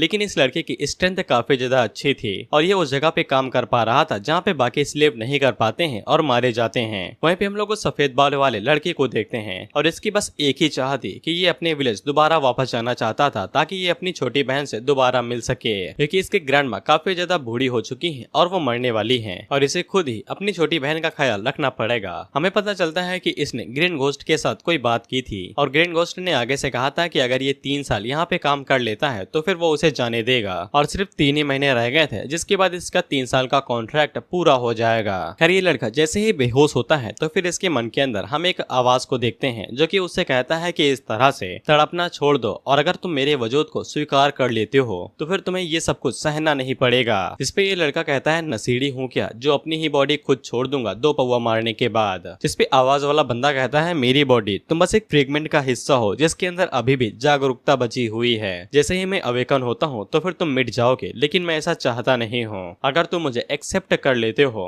तो मैं तुम्हारी सभी इच्छाओं को पूरा कर दूंगा, वो भी तुरंत के तुरंत। तुम्हारी छोटी बहन का ख्याल रखना तुम्हारी ग्रैंडमा के साथ में, और भी ऐसी कई सारी चीजें जो तुम करने के बारे में सोच रहे हो, सब कुछ बिना किसी दिक्कत के। सफेद बालों वाले लड़का आगे से कहता है कि मेरी छोटी बहन और ग्रैंडमा का ख्याल रखोगे, मैं तुम्हें स्वीकार कर लूं या फिर वजूद से मिट जाऊं, इस दोनों में फर्क ही क्या है। मैं चाहे जो कुछ भी चूज करूँ मैं इस दुनिया से मिट ही जाऊंगा और इरेज होने के बाद क्या वो इंसान वही रहेगा जो मैं हूँ। जिसपे ये बंदा आगे से कहता है कि बिल्कुल भी नहीं, दोनों के बीचों में बेसिक डिफरेंस रहेगा ही। मुझे एक्सेप्ट करोगे तो फिर अलग, अगर मिट जाओगे तो फिर अलग। इस पे वो लड़का कहता है बेसिक क्या, मुझे अच्छे से पता है कि मैं याओ के पास बिल्कुल भी नहीं हूँ तो वो उदास होगी। मुझे पता है कि तुम शक्तिशाली हो लेकिन मैं इस बॉडी के ऊपर गिव अप नहीं करूंगा और तुम्हें ये बॉडी कभी भी नहीं मिलेगी। इस पे वो बंदा आगे से कहता है कि तुम काफी ज्यादा जिद्दी हो लेकिन काफी ज्यादा ईमानदार और लॉयल हो, लेकिन ये बॉडी तुम्हें ज्यादा देर तक अपने अंदर रखेगी नहीं। लेकिन वो लड़का कहता है कि अपन गिव अप नहीं करेगा। खैर इसके बाद हम लोग गोचंग को देखते हैं जो कि डायरेक्ट हेमेनली डोमेन के अंदर आ जाता है और उसी टाइम पे सिस्टम उसे एक नया मिशन देता है जो कि रिकार्नेटिंग फॉर्चून को चूज करने वाला था। खैर इसके बाद सिस्टम गोचंग को थोड़ी बहुत जानकारी देता है जहाँ पे हम लोग पीच ब्लॉसम ट्री को देखते हैं, उसके ऊपर एक बिजली आके गिरती है तो फिर वहाँ पे किसी एक बच्चे का जन्म होता है और गोचंग को पता लग जाता है कि पीच ब्लॉसम ट्री से जो ये बच्चा पैदा हुआ है ह्यूमैनिटीज एंसेस्टर से कोई न कोई कनेक्शन होना चाहिए और अगर ये सच हो या ना हो तो भी क्या फर्क पड़ता है, गोचंग इसे अपने लिए तो पूरा करेगा ही। इसके बाद हम लोग नॉर्थन माउंटेन विलेज को देखते हैं जहाँ पे हम लोग उसी सफेद बालों वाले लड़की की छोटी बहन को देखते हैं जो कि अपनी ग्रैंडमा से पूछती है क्या भाई मुझे भूल गया है, जिस पे ग्रैंडमा उसे बताती है कि ऐसा कभी भी नहीं होगा और जब तुम्हारा भाई अपनी कल्टीवेटर की स्टडी खत्म कर लेगा तब वो तुम्हें लेने के लिए जरूर आएगा। जिस पे याओ काफी ज्यादा खुश हो जाती है और ग्रैंडमा उसे बताती है कि जो बंदा तुम्हें यहाँ से लेके गया था वो किसी सेक्ट का लीडर या फिर कुछ है। उसने बताया था कि तुम्हारे भाई की बॉडी काफी ज्यादा कमाल की है, इसीलिए अगर वो लोग रिसोर्स करते हैं तो फिर उसकी कल्टीवेशन काफी ज्यादा अच्छी है, इसीलिए तुम्हारा भाई जब अच्छा कल्टीवेटर बन जाएगा तो वो तुम्हें लेने के लिए जरूर आएगा। उसी टाइम पे एक बंदा भागते हुए वहाँ पे आता है और उन लोगों को बताता है कि गांव के ऊपर लुटेरों ने अटैक कर दिया है, जल्दी यहाँ से भाग जाओ। इस पे ग्रैंडमा याओ से कहते हैं कि चिंता न करो मैं तुम्हें प्रोटेक्ट करूंगी। वैसे इन लुटेरों का नाम था काली हवा के लुटेरे और इनका मकसद यहाँ पे आने का था ये कि ये लोग 15 साल से कम उम्र की लड़कियों को पकड़ना चाहते हैं और अफवाह तो ये है कि इनका लीडर है वो जवान लड़कियों को पका के खाता है। वो लोग जैसे ही वहाँ पे आते हैं तो अपना काम करना शुरू कर देते हैं और एक लड़की को अपने साथ ले जाने लगते हैं और जब उसकी मदर रजिस्ट करने की कोशिश करती है तो वो लोग बेरहमी से उसे मार देते हैं। उसी टाइम पे उस बंदे की नजर याओ के ऊपर पड़ जाती है तो वो उसको भी पकड़ने के लिए जाने लगता है, लेकिन ग्रैंड मदर आगे से साफ मना कर देती हैं और उससे कहती हैं कि मैं कुछ करना तो नहीं चाहती थी लेकिन तुमने मुझे मजबूर कर दिया है। जिसके बाद हम लोग गोचंग को देखते हैं और उसी ने काली हवा के लुटेरों के लीडर को ऑर्डर दिया था लड़कियों को पकड़ने के लिए। खैर गोचंग जब उनको चेक करता है तो फिर उसे पता चलता है कि उनमें से कोई भी लड़की उसके काम की नहीं है, यानी कि वो याओ को ही ढूंढ रहा है। तो फिर गोचंग उसे कहता है कि इन सभी को आजाद कर दो और जहाँ से लेके आए थे उन्हें वापस छोड़ दो। जिस पे लीडर को आगे से दिक्कत थी तो फिर गोचंग उसे घूरते हुए कहता है कि मेरी भी एक बहन है वो भी इसी एज की। तो फिर वो बंदा इसके लिए तुरंत मान जाता है। वो बंदा कुछ कहना चाहता था तो गोचंग उससे कहता है कि बको। तो वो लीडर आगे से बताता है कि उसने नॉर्थन माउंटेन विलेज पे कुछ लोगों को भेजा था लेकिन उन सभी को किसी ने मार दिया है और वहाँ पे एक कल्टीवेटर है जो कि सैक्रेड सोरेन रियलम पे है। इससे गोचंग को समझ में आ जाता है कि उसे वहीं पे जाना है। वो लीडर आगे से कहता है कि वो इस मामले को सुलझा लेगा लेकिन गोचंग उसे कहता है कि वो खुद ये कर लेगा, उसे कुछ भी करने की जरूरत नहीं है। और गोचंग के जाने के बाद वो मन के अंदर सोचता है कि बस एक बार मैं डिवाइन किंग रियलम पे चला जाऊं फिर मैं तुम्हें बताऊंगा। लेकिन गोचंग पता नहीं लौट के वापस आता है और उससे कहता है कि वो चाहता है कि लीडर नॉर्थन माउंटेन विलेज के जितने भी लोग हैं उन सभी को मार दे। खैर इसके बाद हम लोग विलेज को देखते हैं। ग्रैनी और याओ दोनों उस विलेज को छोड़ के जा रहे थे तो फिर बाकी लोग कहते हैं कि अगर आप चले जाएंगे तो फिर हम लोग उन लोगों का मुकाबला कैसे करेंगे। वहीं पे ग्रैंडमा उन लोगों से कहती हैं कि वो सिर्फ सैक्रेड सोरेन रियलम पे हैं और उनका जो बॉस है वो हेवनली गॉड रियलम पे है और अगर वो लोग उसे लड़ेंगे तो वो लोग मारे ही जाएंगे, इसीलिए अगर उन लोगों को अपनी जिंदगी बचानी है तो वो लोग यहाँ से भाग सकते हैं। लेकिन उसी टाइम पे वहाँ पे लुटेरों का लीडर आ जाता है जो कि उन लोगों से कहता है कि देर हो चुकी है। ग्रैनी इस बात से काफी ज्यादा चिंता में आ जाती हैं और सभी लोग उन लोगों से कहते हैं कि हमें बचा लो ग्रैनी। वहीं पे लीडर ग्रैनी से कहता है कि तुमने मेरे लोगों को मारा है तो फिर तुम भी मारी जाओगी। इस पे ग्रैनी कहती है कि वो मरना डिजर्व करते थे। वहीं पे वो मन के अंदर सोचती है कि ये लोग काफी ज्यादा शक्तिशाली हैं और उसके ऊपर से अगल बगल में जो लोग हैं वो भी सेम रियलम पे हैं। और ग्रैनी मन के अंदर सोचती है कि उन्हें अपने ब्लड एसेंस का इस्तेमाल करके याओ को सेफ स्पॉट पे भेजना पड़ेगा। जिसके बाद वो लीडर डायरेक्ट ग्रैनी के ऊपर अटैक कर देता है तो ग्रैनी भी ऊपर जाके उसके ऊपर अटैक करती है, लेकिन बेशक रियलम कम होने की वजह से वो चोट खा के पीछे जाके गिरती है और घायल हो जाती है। ग्रैनी जल्दी से याओ से कहती है कि उसे यहाँ से भागना पड़ेगा, वो लोग कभी भी उसके खिलाफ जीत नहीं सकते हैं। लेकिन उसी टाइम पे लीडर अपनी स्पेशल स्किल का इस्तेमाल करते हुए सामने की तरफ बादल का बना हुआ हाथ भेजता है जो कि उन सभी लोगों को एक झटके के अंदर कुचल के मारने वाला था। लेकिन याओ वहाँ पे हिम्मत को इकट्ठा करके सामने आ जाती है और खड़ी होकर कहती है कि वो लोग कभी भी उन लोगों को चोट नहीं पहुंचा सकते हैं। जिसपे लीडर आगे से कहता है कि तुम सभी लोग मेरा कुछ भी उखाड़ नहीं सकते हो। तुमने मेरे भाइयों को मारा तो फिर तुम सभी लोग भी मारे जाओगे। लेकिन उसी टाइम पे कहानी में ट्विस्ट आता है। गुचेंग तुरंत यायो के पास आता है और उसे कहता है कि तुम इस तरीके से कैसे एक छोटी बच्ची से बात कर सकते हो। और गुचेंग यायो से कहता है कि चलो मैं तुम्हारी मदद कर देता हूँ इस मुसीबत से बाहर निकलने में। यायो उसे पूछती है क्या तुम कोई फरिश्ता हो या फिर फेरी हो। गुचेंग आगे से कहता है फेरी, मैंने तो इस बारे में कभी भी नहीं सुना। खैर इसके बाद गुचेंग वहाँ पे एक तगड़ा धमाका करता है और वो लीडर काफी ज्यादा हैरान हो जाता है कि साला मारने का ऑर्डर देने के बाद यहाँ पे क्या कर रहा है। लेकिन वो कुछ कह पाता कि इससे पहले ही उसकी पूरी बॉडी एक जगह पे जाम हो जाती है। वहीं गुचेंग यायो से कहता है कि तुम काफी ज्यादा अच्छी हो, तुम्हारा कल्टीवेशन टैलेंट भी काफी ज्यादा रेयर है। अच्छा हुआ कि तुमको किसी ने नहीं ढूंढा, ये मेरे लिए काफी ज्यादा फायदे की बात है। वहीं गुचेंग यायो से पूछता है क्या तुम मेरी डिसाइपल बनना चाहोगी। जिसपे यायो गुचेंग से कहती है ब्रदर फेरी, तुम मुझे डिसाइपल की तरह चुनना चाहते हो, लेकिन ये लोग कहते हैं कि मैं एक नॉर्मल इंसान हूँ जो कल्टीवेट नहीं कर सकती है।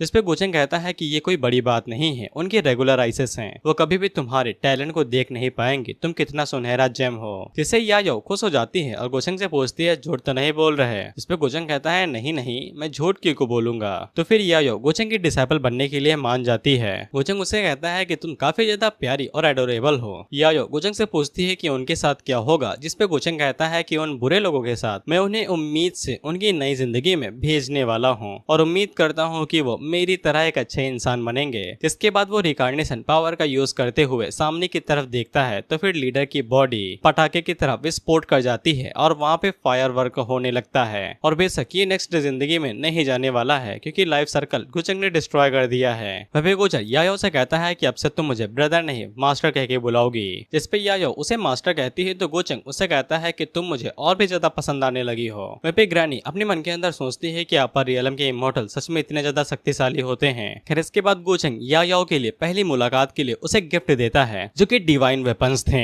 यायो पूछती है कि तुम मुझे इतना अच्छे से ट्रीट क्यों कर रहे हो। जिसपे गुचेंग कहता है कि तुम्हें क्यों जानना है, मैं तुम्हारा मास्टर हूँ और अब से मैं तुम्हारे लिए तुम्हारी फैमिली से ज्यादा क्लोज रहने वाला हूँ। जिससे यायो को रोने आ जाता है क्योंकि वो उससे फैमिली से भी ज्यादा उसके क्लोज है। गुचेंग उससे कहता है कि तुम रो क्यों रही हो, मैं तुम्हारे साथ अब से हमेशा रहूंगा और कोई भी तुम्हें फ्यूचर में बुली नहीं करेगा। वहीं पे ग्रैनी की आंखें बाहर आ जाती हैं इतने सारे डिवाइन वेपन्स को देख के, क्योंकि उनमें से एक डिवाइन वेपन पूरी ह्यूमनली डोमेन को कंट्रोल करने का दम रखता है। जिसके बाद गुचेंग यायो को लेके अपने साथ जाने लगता है तो फिर यायो गुचेंग से पूछती है कि ग्रैनी का क्या होगा। जिसपे गुचेंग कहता है कि मैंने उनके हिलने की एबिलिटी को नहीं हटाया है, अगर वो चाहे तो हमारे साथ आ सकती हैं। वहीं पे हम लोग लीडर के बचे कुछ चेलों को देखते हैं जो कि जान बचा के भाग निकले थे। अब इनका वही नॉर्मल सा ही प्लान था कि ये लोगों को इकट्ठा करेंगे और गुचेंग को मार देंगे। लेकिन तभी सामने से गुचेंग की पपेट बाहर निकलती है जो कि उन लोगों से कहती है कि भागने की कोशिश कर रहे हो लेकिन लेट हो गए हो। फिर इसके बाद हम लोग देखते हैं कि गुचेंग, ग्रैनी और यायो एक साथ जा रहे थे कहीं पे। वहीं पे ग्रैनी गुचेंग से पूछती है कि ये काफी ज्यादा खुशी की बात है कि गुचेंग ने यायो को अडॉप्ट कर लिया है अपनी डिसाइपल के तौर पे, नहीं तो वो काफी ज्यादा मुसीबतों को सहती रहती। वहीं पे यायो गुचेंग से पूछती है क्या वो अभी भी अपने भाई को पसंद कर सकती है और उसके साथ बाकी कल्टीवेटर्स की तरह शॉर्ट पे उड़ सकती है। वहीं पे ग्रैनी गुचेंग को बताती है कि वो अभी काफी ज्यादा छोटी है और उसे पावर का अभी उसे असली मकसद नहीं पता है, शायद से वो बहुत जल्द ही अपने ब्रदर को सर पास कर दे। गुचेंग कहता है कोई बात नहीं है, यायो उसकी पहली डिसाइपल है और उसे इस बात से खुशी है कि वो अपने भाई को काफी ज्यादा पसंद करती है। और गुचेंग को शायद से पता लग चुका था कि सफेद बालों वाले लड़के के अंदर ही ह्यूमैनिटीज एंसेक्टर रिकार्नेट होने वाला है और इसका नाम जियांग यांग है। लेकिन उसी टाइम पे उन लोगों के सामने एक डियर आ जाता है जो कि खुद को डियर गॉड बताता है और वो उन लोगों से कहता है कि तुम्हारी हिम्मत कैसे हुई मेरे इलाके के अंदर घुसने की। ग्रैनी उसे देख के काफी ज्यादा घबरा जाती है क्योंकि ये डियर स्पिरिट थी और ये सैक्रेड रियलम पे थी। हालांकि गुचेंग उसे मेडिसिन बनाने की इंग्रेडिएंट के अलावा और कुछ भी नहीं देखता है। अगले सीन में हम लोग देखते हैं कि गुचेंग यायो को कई सारे आर्टिफैक्ट और एल्जियर देता है जिससे वो उसका ब्रेक थ्रू करवाने में मदद कर रहा था। लेकिन बहुत सारे आर्टिफैक्ट, एल्जियर और मेडिसिन, यहाँ तक कि वो डियर स्पिरिट इस्तेमाल करने के बावजूद वो ब्रेक थ्रू नहीं कर पा रही थी। हालांकि गुचेंग को इसका अंदाजा पहले ही लग चुका था। यायो आगे से रोने लगती है और गुचेंग से कहती है कि वो बिल्कुल बेकार है। गुचेंग ने बहुत सारे रिसोर्स और टाइम उसके ऊपर वेस्ट किया, इसके बावजूद वो कल्टीवेट नहीं कर पा रही है। गुचेंग उसके आंसुओं को पोंछते हुए कहता है कि अगर तुम्हें लगता है कि तुम कल्टीवेट नहीं कर पाओगी तो फिर मैं तुम्हें डिसाइपल नहीं मानूंगा, तो फिर तुम गलत हो। तुम्हें याद रखना पड़ेगा कि मैंने क्या कहा है कि मैं तुम्हारी फैमिली से भी ज्यादा क्लोज हूँ तुम्हारे, और जब तक तुम इस बात को अच्छे से याद रखती हो तो फिर तुम बहुत ज्यादा छोटी हो और तुम्हें फालतू चीजों के बारे में ज्यादा सोचने की जरूरत नहीं है। और वैसे भी तुम्हारा मास्टर बहुत ज्यादा पावरफुल और शक्तिशाली है, इसीलिए अगर मुझे तुम्हें पूरी जिंदगी पालना पड़ा तो भी मुझे मुझे कोई दिक्कत नहीं है। भाई मुझे गोचेंग का ये स्वभाव हजम नहीं हो रहा है। वहीं पे ग्रैनी अपने मन के अंदर सोचती है कि उन्हें शुरुआत में लगा था कि गोचेंग को याओ से कुछ चाहिए और उसके लिए कुछ बुरे मोटिव्स होंगे, लेकिन याओ ने इतने ज्यादा एल्जे और इतनी ज्यादा मेडिसिन को, लेकिन इसके बावजूद गोचेंग गुस्सा नहीं हुआ। उन्हें यकीन हो जाता है कि गोचेंग सच में याओ को पसंद करता है, इसीलिए वो उसका काफी अच्छे से ख्याल रखेगा। फिर गोचेंग याओ से पूछता है कि वो उसके साथ अपर रियलम में जाना चाहती है। याओ इसके लिए हल्का सा झिझकती है। तो फिर ग्रैनी पूछती है कि क्या हुआ है। तो फिर याओ बताती है कि वो अपने बड़े भाई से एक बार मिलना चाहती है। तो फिर गोचेंग इसके लिए मान जाता है, लेकिन वो पहले थोड़ा सा याओ को टेंशन में डालता है, ये कहते हुए कि उसके 3 साल पूरे हो चुके हैं, लेकिन इसके बावजूद वो मिलने से नहीं आया, कहीं वो याओ को भूल तो नहीं गया है। खैर गोचेंग इस बात को टाल देता है, ये कहते हुए कि चलो मैं तुम्हें जियानलुन डिवाइन लैंड पे लेके चलता हूँ। जिसके बाद हम लोग मिंग को देखते हैं और उसका सर्वेंट उसके पास दोबारा आता है और गोचेंग ने अभी जो जो कांड किए हैं उन सभी बातों के बारे में वो मिंग को बताता है। और मिंग को अभी नहीं पता है कि वो पर्सन गोचेंग ही है, तो वो उससे कहती है कि जाओ जाके उसके आइडेंटिटी के बारे में पता लगाओ। वो सर्वेंट ये करने के लिए जाता है। तो फिर हम लोग देखते हैं कि मिंग हमें अपने अगले प्लान के बारे में बताती है। इसे अभी तक ये नहीं पता चला है कि ह्यूमैनिटी एंसेक्टर कहाँ पे रिकार्नेट होने वाला है। तो फिर मिंग अपने प्लान को हल्का सा चेंज कर देती है। रिकार्नेट होने के बाद वो कोई ना कोई अपॉर्चुनिटी को जरूर ढूंढने के लिए जाएगा जिससे वो अपनी ताकत को बढ़ा सके, और उसके लिए उसे अज़ुरे लोटस रीबर्थ वाली जगह पे जाना पड़ेगा। मिंग का यही प्लान था कि वो पहले ही उस जगह पे चली जाएगी और उसकी अपॉर्चुनिटी उसे छीन लेगी। वहीं पे मिंग अपने पुराने प्लान के बारे में सोचती है कि उसने, तुम्हें याद ही होगा कि गोचेंग के लिए 5 बलि के बकरों के नाम दिए थे। हालांकि गोचेंग ने उनमें से किसी को भी नहीं चुना था, लेकिन मिंग को ऐसा लगता है कि ऐसा करने से वो गोचेंग का खतरा कम कर देगी। और जब गोचेंग को इस बारे में पता चलेगा कि मिंग ने उसके लिए इतना सब किया है, तो फिर गोचेंग उसके ऊपर और भरोसा करने लगेगा।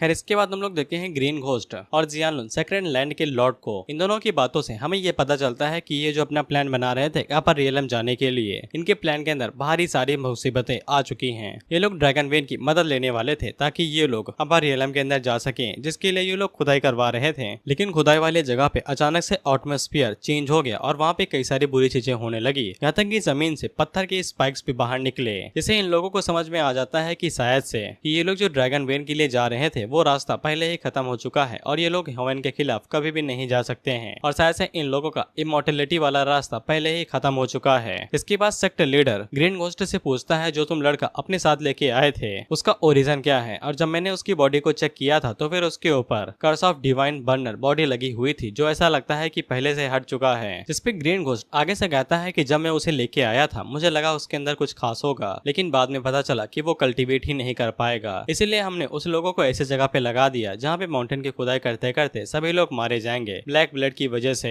लेकिन इसके बावजूद वो वहाँ पे सेफ रहा और काम करता रहा। ऐसा लगता है कि उसकी बॉडी के अंदर कोई तो यूनिक बात है, लेकिन अचानक से उसकी बॉडी के अंदर कुछ अजीबोगरीब चूजे होने लगी। जिसके बाद उसके अंदर से डिवाइन लाइट बाहर निकली और वो पूरी जगह चमकने लगी, और अचानक से उस लाइट ने वहाँ पे किसी इंसेक्टर की फॉर्म ले ली। ऐसा लगता है कि वो सच में कुछ ज्यादा ही लकी हो गया है। जिसपे लीडर आगे से कहता है कि ऐसा हो ही नहीं सकता है, उनका इंसेक्टर एक सुप्रीम एक्सपर्ट है और ऐसी एक बेकार सी बॉडी कैसे उन्हें साइन करवा सकती है। ऐसा पक्का है कि उसके बारे में कुछ अजीब हो सकता है, कहीं वो रास्ता तो नहीं है जिसकी मदद से हम लोग अपर रियलम के अंदर जाने वाले हैं। लेकिन उसी टाइम पे वहाँ पे एक सर्वेंट भागते हुए आता है और उन लोगों को बताता है कि एक अपर रियलम का इमॉर्टल आया है। जिसपे वो सभी लोग हैरान हो जाते हैं, क्योंकि उन लोगों ने गोचेंग के बारे में पहले ही अफवाह सुन रखी थी। ये गोचेंग एक छोटी लड़की के साथ घूम रहा है जिसके ऊपर उसने कई सारे एल्जियर और ट्रेजर्स को खर्चा किया है, और उसने पहले ही यहाँ पे कई सारे परमोडियल डिवाइन स्पिरिट्स को मार दिया है जो उसके साथ कॉपरेट करने से मना कर रहे थे। वहीं पे वो सभी लोग गोचेंग को बाहर ही रोक लेते हैं, ये कहते हुए कि उन लोगों ने उसके आने के बारे में रिपोर्ट भिजवा दी है, तब तक उसे इंतजार करना पड़ेगा। वहीं पे गोचेंग को वहाँ से कुछ अजीब सी चीजें महसूस हो रही थी, जैसे कि लिपिंग ड्रैगन का ऑरा या फिर और कुछ, और पूरा टाइचियन रियलम बदलते हुए लग रहा था। शायद से ये पूरी जगह ही फॉर्चून में बदलने वाली है, गोचेंग ऐसा सोचता है। और गोचेंग को ऐसा लगता है कि ह्यूमैनिटी का इंसेक्टर अभी इसलिए रिकार्नेटेड नहीं हुआ था क्योंकि उसे कुछ ऐसी जगह नहीं मिल रही थी जो कि फॉर्चून से भरी हो। वहीं पे गोचेंग को महसूस होता है कि याओ का हाथ कांप रहा है। गोचेंग उसे पूछता है कि तुम इतना ज्यादा घबराई हुई क्यों हो। इस पे याओ आगे से कहती है कि ये लोग काफी ज्यादा रिच हैं और ये उनके विलेज की तरह बिल्कुल भी नहीं है। कहीं ऐसा तो नहीं है कि याओ का भाई उसके और उसकी ग्रैनी के बारे में पहले ही भूल चुका है। वहीं पे गोचेंग अपने मन के अंदर सोचता है कि ऐसा लगता है कि ह्यूमैनिटी इंसेक्टर की मेमोरीज अवेकन हो चुकी हैं, या फिर वो अभी तक इस बारे में नहीं जानता है। खैर मुझे तो लगा था कि थोड़ी सी प्लानिंग और करनी पड़ेगी, लेकिन हालातों को देख के लगता है कि सब कुछ बहुत ज्यादा आसानी के साथ जाने वाला है। और गोचेंग याओ से कहता है कि तुम्हें चिंता करने की जरूरत नहीं है, तुम्हारा भाई बिजी होगा इसीलिए वो तुमसे मिलने के लिए नहीं आया होगा। जिसपे याओ यायो आगे से कहती है कि गोचेंग को उसे आराम देने की जरूरत नहीं है। उसका भाई भले ही काफी लंबी ट्रिप पे जाए पैसा कमाने के लिए या फिर बहुत ज्यादा थका हो, लेकिन वो कभी भी उनसे मिलने आने नहीं भूला करता था। और यायो को यकीन हो जाता है कि उसका भाई पहले से बदल चुका है क्योंकि उसके लिए चीजें आसान हो चुकी हैं। गोचेंग उससे हैरान होता है क्योंकि अभी तक उसने यायो को बिल्कुल भी मिसलीड नहीं किया है, लेकिन वो पहले ही इस तरीके के बारे में सोचने लगी है। खैर इसके बाद वहाँ पे सेक्ट लीडर और बाकी सभी एल्डर आते हैं जो कि गोचेंग को ग्रीट करते हैं और वो लोग उससे पूछते हैं कि वो यहाँ पे क्या लेने के लिए आया है। गोचेंग उससे कहता है कि वो यहाँ पे जियांग यांग से मिलने के लिए आया है। तो वो सफेद बालों वाले लड़के का नाम जियांग यांग है। ग्रीन गोस्ट जैसे ही यायो की तरफ देखता है तो वो इस बारे में अपने सेक्ट लीडर को बताता है। सेक्ट लीडर अपने मन के अंदर सोचता है कि दोनों एक दूसरे को जानते हैं। अगर इमॉर्टल को ये पता चल गया कि हम लोग जियांग को अच्छे से ट्रीट नहीं करते हैं तो फिर परेशानी पड़ सकती है, इसीलिए हमें ऐसा दिखाना पड़ेगा कि हम उसे काफी अच्छे से ट्रीट करते हैं। इसीलिए सेक्ट लीडर गोचेंग को बताता है कि वो लोग जियांग को अभी सीक्रेट प्लेस के अंदर रखे हुए हैं जहाँ पे वो कल्टीवेट कर रहा है, क्योंकि वो उनका नेक्स्ट हायर होने वाला है, यानी कि उत्तराधिकारी। और ऊपर से उसके पास जो टैलेंट है वो काफी ज्यादा कमाल का है और उसने 2 दिन पहले तो उनके इंसेक्टर के सिलहोटेड को भी एक्टिवेट कर दिया था, वही रोशनी चमकती हुई।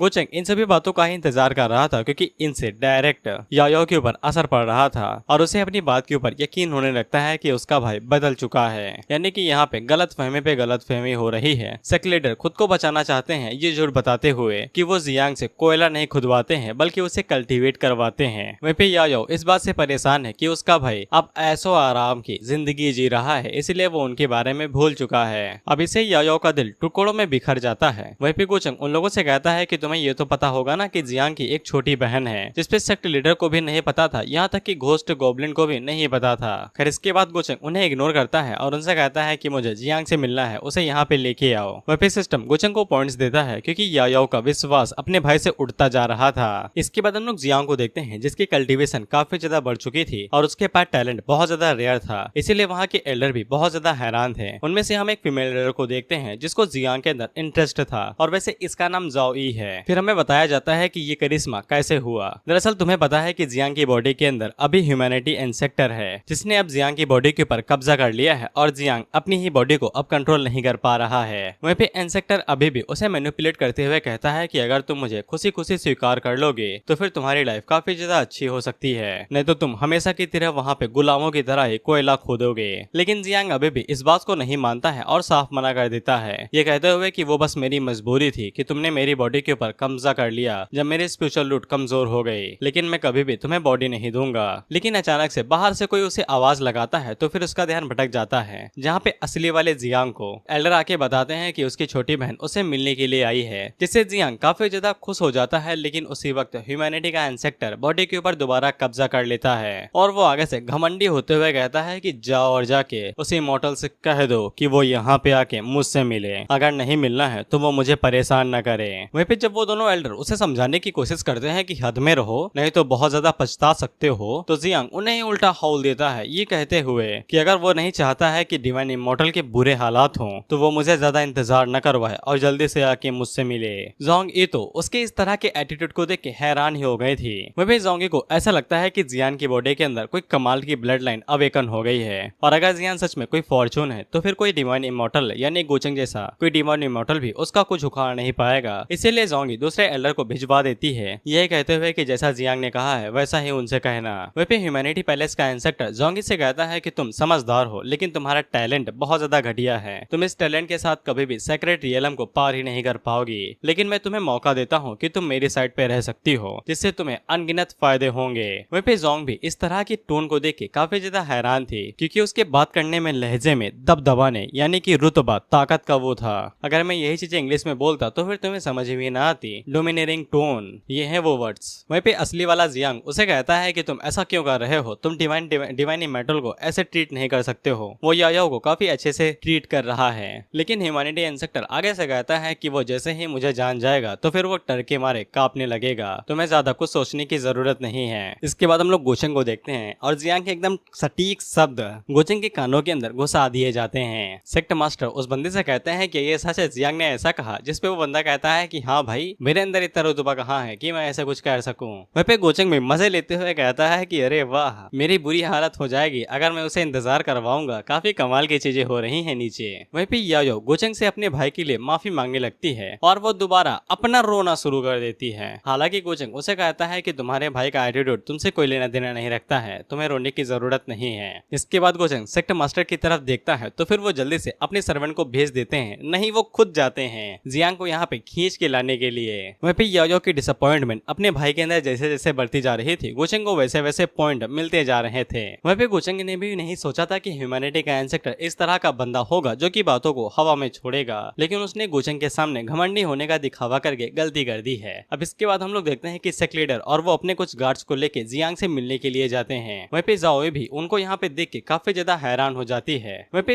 इंसेक्टर का एटीट्यूड अभी भी नहीं बदला था, वो अभी भी अकड़ू अंदाज में उन लोगों से कहता है कि यहाँ पे मुझे पकड़ने के लिए आए हो उस डिवाइन इमॉर्टल के चलते, लेकिन मैं तुम्हें बता दूं कि अगर तुमने मुझे छुआ भी तो मैं तुम्हारी खाल उतार लूंगा। उसी के अगले पैनल में हम लोग इंसेक्टर को देखते हैं जिसको पील दिया गया था, वो भी नमक वमक लगा के, और वो उसे पकड़ के गोचंग के सामने कर देते हैं। वहीं पे सेक्ट लीडर गोचंग से पूछते हैं कोई आगे आदेश है कि हमें इसे आटे की तरह गूंद भी देना है। वहीं पे इंसेक्टर गोचंग को देख के हैरान हो जाता है क्योंकि उसे ऐसा लगा था कि गोचंग उसी के पैलेस में से कोई बंदा होगा, लेकिन उसे नहीं पता है कि साक्षात मौत खुद उससे मिलने के लिए आई है। वहीं पे गोचंग को इंसेक्टर की पूरी तरीके से बेइज्जती करने के लिए वो भी पूरे समाज के सामने 1000 लक पॉइंट और साथ ही में 5000 डायनेस्टी पॉइंट मिलते हैं। जिसके बाद ह्यूमैनिटीज इंसेक्टर गोचंग से पूछता है तुम कौन हो और यहाँ पे क्या करने के लिए आए हो। वहीं पे गोचंग अपने बारे में कुछ नहीं बताता है और इतना ही कहता है कि तुम्हें तुम्हारी छोटी बहन याओ याद होगी, हम इतनी दूर से तुमसे मिलने के लिए आए हैं, लेकिन तुम्हारा एटीट्यूड हमें बहुत ज्यादा निराश किया है। वहीं पे इंसेक्टर आगे से कहता है कि वो अपनी बहन को कैसे भूल सकता है, और रही बात उसके एटीट्यूड की तो वो बिल्कुल ऐसा ही है। वहीं पे ग्रैनी इंसेक्टर से कहती है कि तुम जल्दी से माफी मांगो, तुम्हारा लहजा बहुत ज्यादा खराब हो चुका है, लेकिन इंसेक्टर के अभी भी पैर ठिकाने पे नहीं आए थे और वो गोचंग से कहता है कि जब तुम्हें मेरे बारे में पता चलेगा तुम थर थर कांपने लगोगे। जिससे याओ काफी ज्यादा हैरान होती है कि उसका भाई इतना ज्यादा बदतमीज हो गया है। वहीं पे गोचंग याओ का हाथ छोड़ता है और उसे कहता है कि तुम्हें लगता है कि तुम याओ के भाई हो तो फिर मैं तुम्हारे साथ कुछ करूंगा नहीं, लेकिन ऐसा लगता है कि याओ के खातिर मुझे तुम्हें सबक सिखाना ही पड़ेगा। वहीं पे हम लोग इंसेक्टर के अगल बगल में कुछ मंत्रों को देखते हैं जो उसकी सेफ्टी के लिए थे, लेकिन गोचंग पलक झपकते ही उसके पास आता है और इंसेक्टर के मुंह के ऊपर उल्टे हाथ का चट्टा मारता है और साथ ही में उस मंत्रों को भी डिस्ट्रॉय कर देता है। वहीं पे सेक्ट लीडर इस बात से हैरान हो जाता है कि गोचंग ने बस एक पाम अटैक करके ही उनके एल्डर की सबसे शक्तिशाली रोल को ही तोड़ के रख दिया, और उन्हें खुश नसीबी होती है कि उन्होंने गोचंग की साइड चुनी। याओ जल्दी से आगे बढ़ती है और गोचंग को रोक देती है जियान को मारने से, ये कहते हुए कि ये उसकी गलती जरूर है कि उसने यहाँ पे डिसरेस्पेक्टफुल बिहेव किया है, लेकिन गोचंग क्या उसे एक बार माफ कर सकता है। इसके लिए गोचंग मान जाता है। वहीं पे इंसेक्टर को भी समझ में आ चुका था कि वो यहाँ पे गोचंग से बिल्कुल भी जीत नहीं सकता है, इसीलिए वो अभी के लिए यही सोचता है कि उसे पीछे हट जाना चाहिए और गोचंग को और ज्यादा एब्जॉर्ब करना चाहिए, ऑब्जर्व करना चाहिए। इसके बाद इंसेक्टर वहाँ पे एक लंबा चौड़ा भाषण देता है ये कहते हुए कि उसने जब देखा कि याओ को एक मास्टर मिल गया है तो फिर उसे जलन होने लगी और गलती से उसकी पॉजिटिवनेस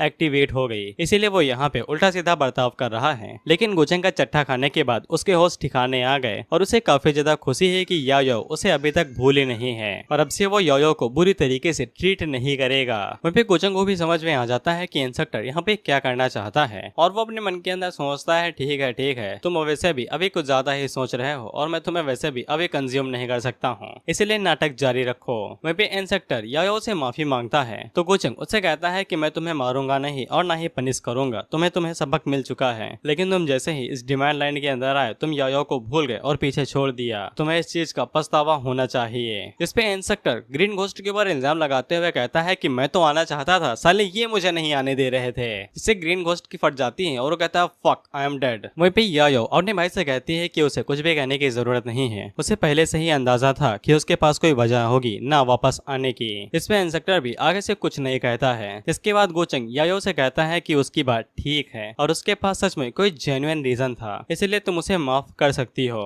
और याओ गोचंग की बात तुरंत मान जाती है और इंसेक्टर को माफ कर देती है। वहीं पे गोचंग के ऐसे बर्ताव से यानी कि समझ जाना वैसा ढीलापन वाला, इंसेक्टर को ऐसा लगता है कि गोचंग ना तो सबसे ज्यादा शक्तिशाली है और वो हल्का सा बेवकूफ भी है कि इस तरह की फालतू की बकवास के ऊपर उसने यकीन कर लिया, लेकिन इसके बावजूद उसे गोचंग से संभल के रहना चाहिए ऐसा वो सोचता है। इसके बाद जियांग वहाँ पे रिलेशन कार्ड इस्तेमाल करने की कोशिश करता है ये कहते हुए कि याओ विले से यहाँ पे आई है और वो काफी ज्यादा थक चुकी होगी, इसीलिए उसे थोड़ा सा आराम कर लेना चाहिए और वो भी थोड़ा सा याओ के साथ समय बिताना चाहता है और उसके साथ बात करना चाहता है। और वो उसे कहता है कि उसके कपड़े काफी ज्यादा पुराने हो गए नए हैं तो फिर वो उसके लिए नए कपड़े ला देगा। वह पे गोचेंग को सब कुछ समझ में आ जाता है कि यहाँ पे इंसेक्ट यायो के साथ अपने रिलेशन को ठीक करना चाहता है, लेकिन गोचेंग उसे बिल्कुल भी कोई मौका नहीं देगा और वो उससे कहता है कि तुम्हें कपड़ों के बारे में चिंता करने की जरूरत नहीं है, यहाँ पे वैसे भी ज्यादा अच्छे कपड़े नहीं हैं। जिससे इंसेक्टर को समझ में आ जाता है कि गोचेंग भले ही यहाँ पे नॉर्मल बात कर रहा है और उसकी मदद कर रहा है मुस्कुराते हुए चेहरे के साथ, लेकिन वो उसे एक भी मौका नहीं दे रहा है अपनी रिलेशनशिप को ठीक करने के लिए। और गोचेंग उसे कहता है कि उसे यायो के कपड़े के बारे में चिंता करने की जरूरत नहीं है। जब अपर वर्ल्ड के अंदर गोचेंग अपनी वाइफ से मिलेगा तब उसकी वाइफ यायो के लिए सेलेस्टियल ड्रेस बना देगी, जिसपे यायो गोचेंग से पूछती है तुम्हारी बीवी भी है क्या? गोचेंग कहता है हाँ भाई, कुआरा थोड़े हूँ, एक्सप्लेनर्स और वीवर की तरह। खैर इसके बाद हम लोग मिंग को देखते हैं और उसके सर्वेंट अभी भी गोचेंग की असली आइडेंटिटी के बारे में पता नहीं लगा पाए थे। उन्हें बस इतना ही पता चला कि जो भी नीचे आया है वो बहुत ज्यादा शक्तिशाली है और जियानलुन निर्वाइन लैंड के अंदर एकदम तबाही मचाए हुए है। जिसमें मिंग उसे कहती है कि उसके ऊपर नजर बनाए रखो और उसे कभी भी हमारे प्लान को बर्बाद करने मत देना।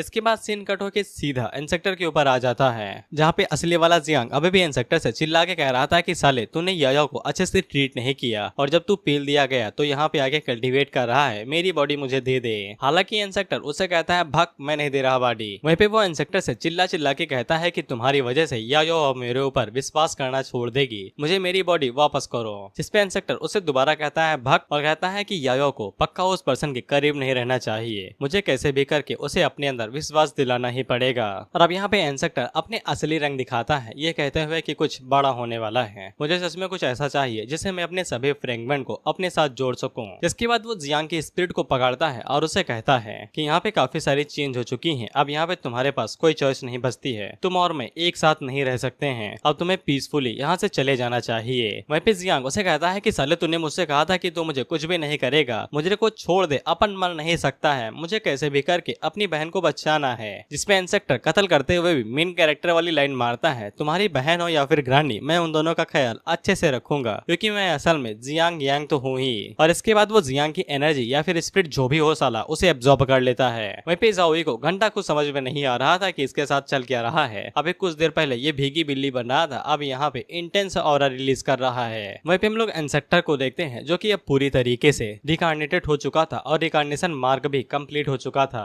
और अब इसके पास थोड़ी सी स्ट्रेंथ भी आ चुकी थी और अब से हम इसे जियांग ही कहेंगे। इंसेक्टर चिल्लाते हुए कह रहा हूँ तो परेशानी हो रही है। वहीं पे हम लोग गोचेंग को देखते हैं जो कि दूर से ये सब कुछ देख रहा था और उसे सब कुछ समझ में आ जाता है कि यहाँ पे क्या होने वाला है, लेकिन उसे इंसेक्टर के ऊपर काफी ज्यादा हंसी आती है कि वो बस इस बात से चिढ़ गया क्योंकि गोचेंग ने सबके सामने उसे एक थप्पड़ मार दिया। वहीं पे गोचेंग ग्रीन घोस्ट के साथ था, जहाँ पे ग्रीन घोस्ट ने जियान यांग के बारे में जो भी सारी जानकारी थी वो गोचेंग को बता दी थी। वहीं पे गोचेंग हमें थोड़ी बहुत जानकारी देता है जो कि मुझे समझ में नहीं आई, लेकिन तुम समझ लो हर एक रिकार्नेशन जो भी होता है उनके पास एक डिसेंट गोल होता है या फिर पर्पस होता है, इसलिए आगे जो कुछ भी होने वाला है वो सब कुछ पहले से ही तैयार होगा, जैसे कि डिवाइन रोड बनाना, हेवंस को हराना, डिवाइन बर्नर बॉडी को पाना और ये सभी चीजें गोचेंग से काफी ज्यादा दूर हैं। यहाँ तक कि ह्यूमैनिटी इंसेक्टर का जो रिकार्नेशन हुआ है वो भी टियानचेंग रियलम के अंदर अजीब ही माना जाएगा, इसीलिए ह्यूमैनिटीज इंसेक्टर के जो रिकार्नेशन होने के तरीके हैं वो बिल्कुल भी नॉर्मल नहीं है, वो नॉर्मल से काफी ज्यादा अलग हैं। और अगर मैं गलत नहीं हूँ तो फिर तुम ओरिजिनल टियानचेन रियलम्स के चूजन वन नहीं हो, शायद यहाँ पे एक और बकरा आने वाला है। इसके बाद हम लोग यायो और ग्रैनी को देखते हैं, जहाँ पे यायो ग्रैनी से पूछती है कि भाई कुछ ज्यादा ही बदल गया है। अब इसके बाद हम लोग गोचेंग को उसके इनर वर्ल्ड के अंदर दोबारा देखते हैं, जहाँ पे उसने चूचू को उल्टा बांध रखा था और पीछे से उसकी कमर को ताड़ रहा था। वहीं पे चूचू उसे कहती है कि साला तुम कब तक इसी तरीके की रणनीति मेरे खिलाफ इस्तेमाल करते रहोगे, तुम किसी ठरकी से कम नहीं हो। इस पे गोचेंग उसे कहता है कि मैंने कितनी बार कहा है कि तुम मुझे इन्फॉर्मेशन बता दो, मैं चुपचाप चला जाऊंगा, लेकिन तुम्हें तो शौक चढ़ा है इन्फॉर्मेशन दबा के बैठने का, मुझे तो ऐसा लगता है कि तुम्हें इन सभी कांडों के अंदर मजा आ रहा है। वहीं पे चूचू गोचेंग से कहती है कि अगर वो एक बार यहाँ से बाहर निकल गई तो वो उसकी आइडेंटिटी को हर किसी के सामने एक्सपोज कर देगी। इसके बाद मिंग के सामने उसकी घंघोर बेइज्जती हो जाएगी, जिसके बाद वो देखेगी कि वो कैसे सेलेस्टियल वो सुवांग को और डायनेस्टी को इन सभी चीजों के बारे में एक्सप्लेन करेगा। जिसपे गोचेंग उसे कहता है कि तुम्हें इन सभी चीजों के बारे में चिंता करने की जरूरत नहीं है, मैं उन्हें संभाल लूंगा, लेकिन अभी के लिए अगर तुमने मेरे साथ कोऑपरेट नहीं किया तो फिर तुम शांति से इस जगह को कभी भी छोड़ नहीं पाओगी। इसके बाद वो चूचू को दोबारा टॉर्चर करते हुए कहता है कि चलो मुझे बताओ ह्यूमैनिटीज इंसेक्टर का ग्रेटेस्ट ट्रम्प कार्ड कौन सा है। तुम भाई चूचू की गालियां देखो, तुम घटिया ठरकी, तुम घटिया कमीने, तुम हरामी, तुम बेशरम। लेकिन वो आगे कुछ कह पाती कि उससे पहले ही गोचेंग उसके शरीर के ऊपर लगे हुए आखिरी कपड़े को भी नीचे खींचने लगता है। तो फिर चूचू चोचो की हिम्मत जवाब दे जाती है और वो गोचेंग को सब कुछ बताने के लिए रेडी हो जाती है। चोचो से गोचेंग को ये बात पता चलती है कि ह्यूमैनिटी का जो इंसेक्टर है वो अपनी हर एक रिकार्नेशन लाइफ को अपनी रिकार्नेशन मार्क की मदद से एब्जॉर्ब करना चाहता है, यानी कि उसने कई बार अपनी रिकार्नेशन सर्कल को चलाया होगा और उसकी बॉडी अलग अलग या फिर स्पिरिट अलग अलग हिस्सों में बट गई होगी, इसीलिए वो हर बार रिकार्नेट होता है ताकि वो उनकी स्पिरिट या जो कुछ भी हो उसे एब्जॉर्ब कर सके और अपनी ताकत को और ज्यादा बढ़ा सके। इसीलिए चोचो गोचेंग से कहती है कि तुम कभी भी उसे हरा नहीं पाओगे, तुम्हें हार मान लेनी चाहिए। लेकिन गोचेंग को ऐसा कुछ भी नहीं लगता है क्योंकि उसके प्लान बहुत ज्यादा सटीक थे। जिसके बाद वो जाते हुए चोचो को शुक्रिया कहता है जानकारी लिए और उसे कहता है कि अब उसे कुछ तैयारी करनी है। वहीं पे गोचेंग अपने मन के अंदर सोचता है कि ये औरत पूरी तरीके से बेवकूफ है। क्या इसे सच में इस हद तक पट्टी पढ़ा दी गई है कि इसे सच में लगता है कि ह्यूमैनिटीज इंसेक्टर बहुत ज्यादा दयालु और अच्छा होता है। अगर वो इतना ही ज्यादा दयालु और अच्छा है तो फिर वो हर बार स्पेशली एक ऐसी सेंट को क्यों चुनता है जो उसे सर्व कर सके। और इसके ट्रांसलेटर ने मेरा दिल जीत लिया है। उसने बात को काफी अच्छे से एक्सप्लेन किया है, ये बताते हुए कि ह्यूमैनिटी का इंसेक्टर एक फीमेल सेंट को इसलिए चुनता है क्योंकि एक तो वो उनके साथ डुअल कल्टीवेशन कर लेता है और साथ ही में तुमने देखा ही होगा चोचो और वैंग को इस हद तक मजबूर किया जा रहा था कि वो अपनी कल्टीवेशन को काफी ज्यादा हाई रखें। और जैसा कि तुम्हें पता है कि डुअल कल्टीवेशन से जो कि एक तरह से मचाना ही है, उसे कल्टीवेशन लेवल काफी ज्यादा बढ़ जाता है। लेकिन इसमें एक अजीब तरह का केस होता है। डुअल कल्टीवेशन भी अलग अलग टाइप की होती है। एक तो ये होता है जिसमें दोनों पार्टीज को पूरा फायदा मिलता है और उनकी कल्टीवेशन मिलती है, और एक तरह का कल्टीवेशन होता है जिसको कॉल्ड्रन कहा जाता है, जैसे कि फर्नेस की तरह इस्तेमाल करना। इसमें बेसिकली सामने वाले पर्सन की एनर्जी पूरी तरीके से चूस ली जाती है और इवेंचुअली वो मारा जाता है। और ह्यूमैनिटीज इंसेक्टर सेंट चोचो या फिर वैंग के साथ यही चीज करने वाला था, इसलिए इनडायरेक्टली गोचेंग का अंदाजा बिल्कुल सही है और इन सभी चीजों का क्रेडिट ट्रांसलेटर को जाता है। Thank you. खैर अब इसके बाद गोचेंग यायो और ग्रैनी के पास आता है जो कि उनसे ये कहना चाहता है कि उसका भाई यहाँ पे कई सालों तक कोली यानी कि कोयला खोदने वाला था। जिसपे ग्रैनी आगे से कहती है कि वो जगह के अंदर बहुत ज्यादा खतरनाक एनर्जी होती है जिससे कोई भी सर्वाइव नहीं कर सकता है, और खासकर जियांग जैसी बॉडी जो कि बहुत ज्यादा कमजोर थी वो तो बिल्कुल भी उसके साथ टिक नहीं पाएगी। इस पे गोचेंग बताता है कि हाँ वहाँ की डार्क एनर्जी काफी ज्यादा खतरनाक है, कई सारे लोग उससे बहुत ज्यादा घायल हो जाते हैं और मारे जाते हैं। जिसपे ग्रैनी आगे बात को कहती है कि अगर जियांग जिंदा है तो फिर यहाँ पे एक ही चीज हो सकती है कि उसकी बॉडी को किसी और ने चुरा लिया है। जिसपे यायो आगे उन दोनों से पूछती है कि क्या ये मतलब है कि मेरा भाई अब वो भाई नहीं रहा जिसको मैं जानती हूँ, जो पर्सन उस बॉडी के अंदर है क्या वो मेरा भाई नहीं है, और जो हमने सुबह अपने भाई को देखा था क्या वो भाई नहीं था। जिसपे गोचेंग यायो को सहलाते हुए कहता है कि अभी आंसू ना बहाओ यार, तुम तो साला नोबिता हो रखी हो, हर एक बात पे आंसू बहाने लगती हो। अभी तक हमें नहीं पता है कि वो चीज हुई है या नहीं, हमने ना ही कंफर्म किया है, इसलिए डायरेक्ट रिजल्ट के ऊपर मत कूद पड़ो। हाँ बस अपने भाई के जब भी आसपास रहो तो काफी ज्यादा सावधान रहना, पता नहीं कब वो क्या कर बैठे। जिसके बाद वो उसे एक जेड पेंडेंट भी देता है और जब भी वो उसे तोड़ देगी गोचेंग तुरंत उसकी मदद करने के लिए आ जाएगा। वहीं पे सिस्टम गोचेंग को धड़ाधड़ पॉइंट देता है उसकी बहन को अपने भाई के खिलाफ भड़काने और उसके ऊपर शक करवाने के लिए। अब इसके बाद हम लोग मिंग को देखते हैं और उसका सर्वेंट आगे उसे बताता है कि उन लोगों को पता चल चुका है कि यहाँ पे ह्यूमैनिटीज इंसेक्टर कौन है, और वो उसे जियान के बारे में आगे बताता है। इस पे मिंग को पता चलता है कि उसके बारे में इन्फॉर्मेशन इसलिए नहीं उड़ रही थी क्योंकि वो एक ऐसी बॉडी के अंदर पैदा हुआ था जो कि बहुत ज्यादा श्रापित थी। लेकिन अब मिंग ने सक्सेसफुली ह्यूमैनिटीज इंसेक्टर को ढूंढ लिया है। अब मैं तुम्हें यहाँ पे मिंग का अगला कदम एकदम आसानी से बताता हूँ। मिंग को ऐसा लगता है कि ह्यूमैनिटीज इंसेक्टर जियानलुन लैंड के अंदर है तो फिर वहाँ पे कुछ ऐसा होगा जो उसे पावर या फिर कोई अपॉर्चुनिटी देगा, और अगर मिंग वहाँ पे जाके उसके साथ लड़ती है तो फिर उसके जीतने के चांस कम है और शायद वो मारी भी जा सकती है। इसीलिए मिंग सबसे पहले ये सोचती है कि वो बिल्कुल ऐसा दिखाएगी कि वो यहाँ पे लोअर रियलम के अंदर आएगी और उसके लिए कुछ ऐसा काम करेगी जिससे ह्यूमैनिटीज इंसेक्टर को ऐसा लगेगा कि मिंग उसके लिए काफी ज्यादा फायदेमंद है। और जब वो दोनों हल्का बहुत थोड़ा सा करीब आ जाएंगे और मिंग को जैसा ही मौका मिलेगा तो फिर वो उसे मार देगी। और अगर डिवाइन इमोर्टल उसे हल्का भी परेशान करता है यानी कि गोचेंग, तो वो उसको पहले मारेगी। खैर इसके बाद हम लोग इंसेक्टर जियांग को देखते हैं और वो अपनी बहन को मार्केट के अंदर लेके आया था जहाँ पे उससे कहता है कि तुम्हें जो चाहिए वो तुम लो, पैसा तेरा भाई देगा। वहीं पे जियांग की नजर उस पेंडेंट के ऊपर पड़ती है तो फिर उसे समझ में आ जाता है कि गोचेंग ने यायो को ये इसलिए दिया है ताकि जियांग उसे चोट ना पहुंचा पाए। इस पे जियांग आगे से कहता है कि मैं इतना फुद्दू थोड़ी ना हूँ जो खुलेआम उसके साथ कुछ करूंगा। खैर इसके बाद जियांग यायो के लिए लॉलीपॉप बाकी सभी चीजें लेके आता है और उसे कहता है कि वो ये सब कुछ खा सकती है। हालांकि यायो थकी हुई थी और वो घर वापस जाना चाहती थी। जिसपे जियांग पहले तो हैरान होता है लेकिन बाद में उसकी बात मान के दोनों घर वापस जाने लगते हैं। जिसके बाद यायो वहाँ पे जियांग से अपने बारे में पूछने लगती है कि उसने बताया था कि उसने यहाँ पे कई सारी परेशानियां सही हैं। जिसपे जियांग कहता है कि उसने कई सारी परेशानियां सही हैं और उसी ने तो ये कहा था कि उसे जियांग के ऊपर भरोसा है। जिसपे यायो उसे कहती है कि तुम सच में काफी ज्यादा लकी हो कि सभी लोगों के मर जाने के बावजूद भी तुम जिंदा बच निकले। जहाँ पे सभी लोग कोयला खोदते हैं वहाँ पे असल में ड्रैगन वेन है और वो सभी लोग मारे जाते हैं, लेकिन तुम कैसे जिंदा बच निकले। अब इसके बाद जियांग यहाँ पे कंट्रोल नहीं कर पाता है और वो यायाओ से कह ही देता है कि ये बात जरूर उसके मास्टर ने उसे कही हो, लेकिन उसे अपने मास्टर के ज्यादा करीब नहीं होना चाहिए। वो अपर रियलम से आया है जिसके पास एक्सपीरियंस और नॉलेज सब कुछ है, और वो यहाँ पे जहाँ पे टाइसन रियलम के अंदर सभी लोगों को छोड़ के उसने तुम्हें ही क्यों चुना, जबकि तुम कल्टीवेट भी नहीं कर सकती हो, लेकिन इसके बावजूद वो तुम्हें काफी अच्छे से ट्रीट करता है। क्या ये बात अजीब नहीं है? उसका क्या इरादा हो सकता है तुम्हें इस तरीके से नाइस ट्रीट करने से?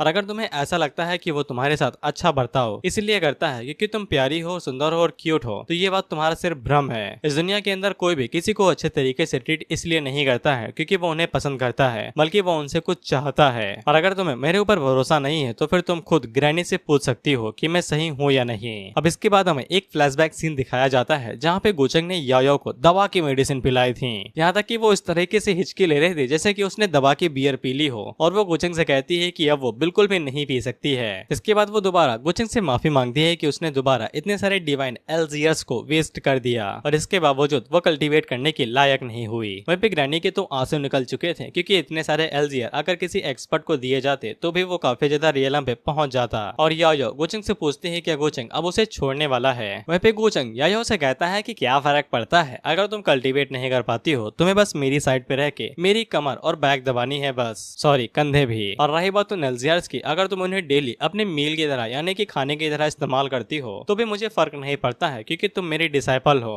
वह भी जियांग याओ से कहता है कि उसने कई सारे ऐसे एशियन टेक्स्ट पढ़े हैं। जिसके बाद वो याओ से कहता है कि तुम्हारा मास्टर शायद कोई ऐसा कमीना इंसान हो सकता है जो कि ऐसा चेहरा दिखाता है कि वो काफी ज्यादा अच्छा इंसान है, और वो शायद यहाँ पे ऐसे इंसानों को ढूंढ रहा होगा जिनको वो लोअर रियलम के अंदर इंग्रेडिएंट्स के लिए टेस्ट कर सके, और शायद से उसने तुम्हें चुन लिया है और वो चुने गए हुए इंसान से ऐसा कहेगा कि वो उसे अपर रियलम के अंदर लेके जाएगा और उसका काफी अच्छे से ख्याल रखेगा। लेकिन जियांग की आंखों की नजरों में गोचंग वहाँ पे याओ का या तो उसे एल्जियर की तरह इस्तेमाल करेगा यानी कि ह्यूमन बॉडी को एल्केमी के अंदर खूंस देना और उसे एल्जियर बनाना, या फिर वो उसे ह्यूमन कॉल्ट्रॉन की तरह इस्तेमाल करेगा। और ये जो ह्यूमन कॉल्ट्रॉन नाम का चेंज होता है ये AKA डुअल कल्टीवेशन और एल्केमी दोनों के लिए इस्तेमाल किया जा सकता है। अब पता नहीं लोलो के अंदर अचानक से गोचंग को लेके बहुत ज्यादा इमोशन जाग जाते हैं और वो उसके अंदर से पावर रिलीज होने लगती है, और वो जियांग से कहता है कि उसके मास्टर बहुत ज्यादा कमाल के हैं। वो इतने सारे एल्जियर उसके लिए लेके आते हैं कि वो उसे खा भी नहीं पाती है, और अगर गोचंग को सच में उसे एल्जियर या फिर कॉल्ड्रन बनाना ही होता तो वो उसके ऊपर इतने ज्यादा एल्जियर कभी भी वेस्ट ना करता।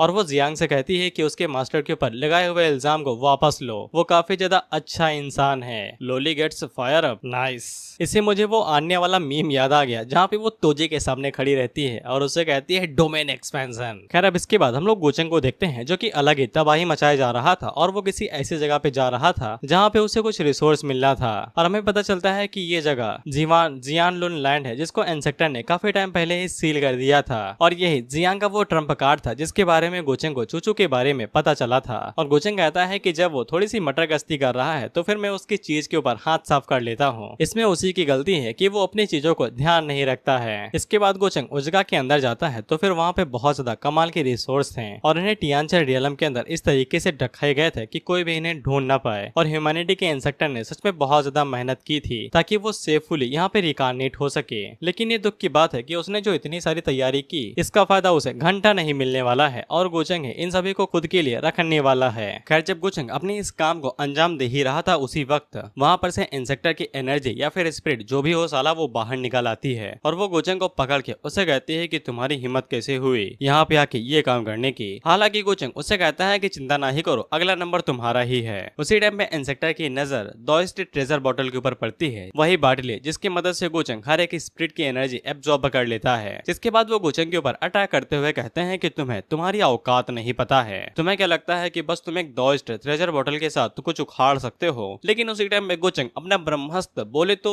हेलबर्ट को बाहर निकालता है और कहता है कि नहीं, अपन पूरी तैयारी के साथ आया है। वहीं पे हेलबर्ट के अंदर से निकलती हुई एनर्जी से उन्हें समझ में आ जाता है कि गोचंग डिमोनिक सक्सेसर है। गोचंग उसे कहता है सही जवाब, तुम्हें मिलते हैं 20 करोड़। खैर इसके बाद गोचंग इंसेक्टर को एब्जॉर्ब करने लगता है तो वो आगे से माय लॉर्ड ह्यूमैनिटीज इंसेक्टर को चिल्लाते हैं, लेकिन गोचंग उनकी एनर्जी को एक ही झटके में एब्जॉर्ब कर जाता है और उससे कहता है कि चिंता ना करो, तुम्हारे ह्यूमैनिटीज इंसेक्टर का पहला नंबर था लेकिन तुम पहले आ गए इसलिए अब उसका दूसरा हो गया है। खैर गोचंग इसी बारे में सोच रहा था कि इसकी ओरिजिन कुछ ज्यादा ही कमाल की है, बहुत ज्यादा शुद्ध। वहीं पे अगर ये इसकी ओरिजिनल बॉडी होती तो फिर लड़ने में थोड़ी तकलीफ हो सकती थी। खैर उसी टाइम पे गोचंग को पता चलता है कि उसने जो पेंडेंट याओ को दिया था वो चमकने लगा है। वहीं पे हम लोग याओ को देखते हैं जो कि फुल पावर मोड में चल रही थी। वहीं पे जियांग को भी समझ में आ जाता है कि इसने अपनी पावर को अवेकन कर लिया है और जब जाओवी याओ को रोकने के लिए आगे बढ़ती है तो फिर याओ सिर्फ उसकी तरफ देखती है और उसके देखने मात्र से ही उसकी जो अटैक या फिर स्प्लिट जो भी हो वो उसे काफी ज्यादा घायल कर देती है। वहीं पे जियांग ने भी आज तक इस तरह के अटैक को नहीं देखा था, जिसके बाद याओ अपने हाथ को आगे करती है और अपनी एनर्जी को इकट्ठा करने लगती है जियांग के ऊपर हमला करने के लिए। वहीं पे जियांग वहाँ पे विक्टिम कार्ड खेलने लगता है, ये कहते हुए कि मैं तो तुम्हारा भाई हूँ, क्या तुम भूल गए कि हम बचपन में एक साथ जंगल जाया करते थे मेडिसिन और मछलियाँ पकड़ने के लिए। अब इस बात से याओ थोड़ा सा अटक जाती है और कुछ टाइम के लिए उसका ध्यान भटक जाता है। तो फिर जियांग तेजी के साथ उसके ऊपर अटैक करने के लिए आगे बढ़ रहा था ताकि वो उसे कुछ टाइम के लिए सप्रेस कर सके।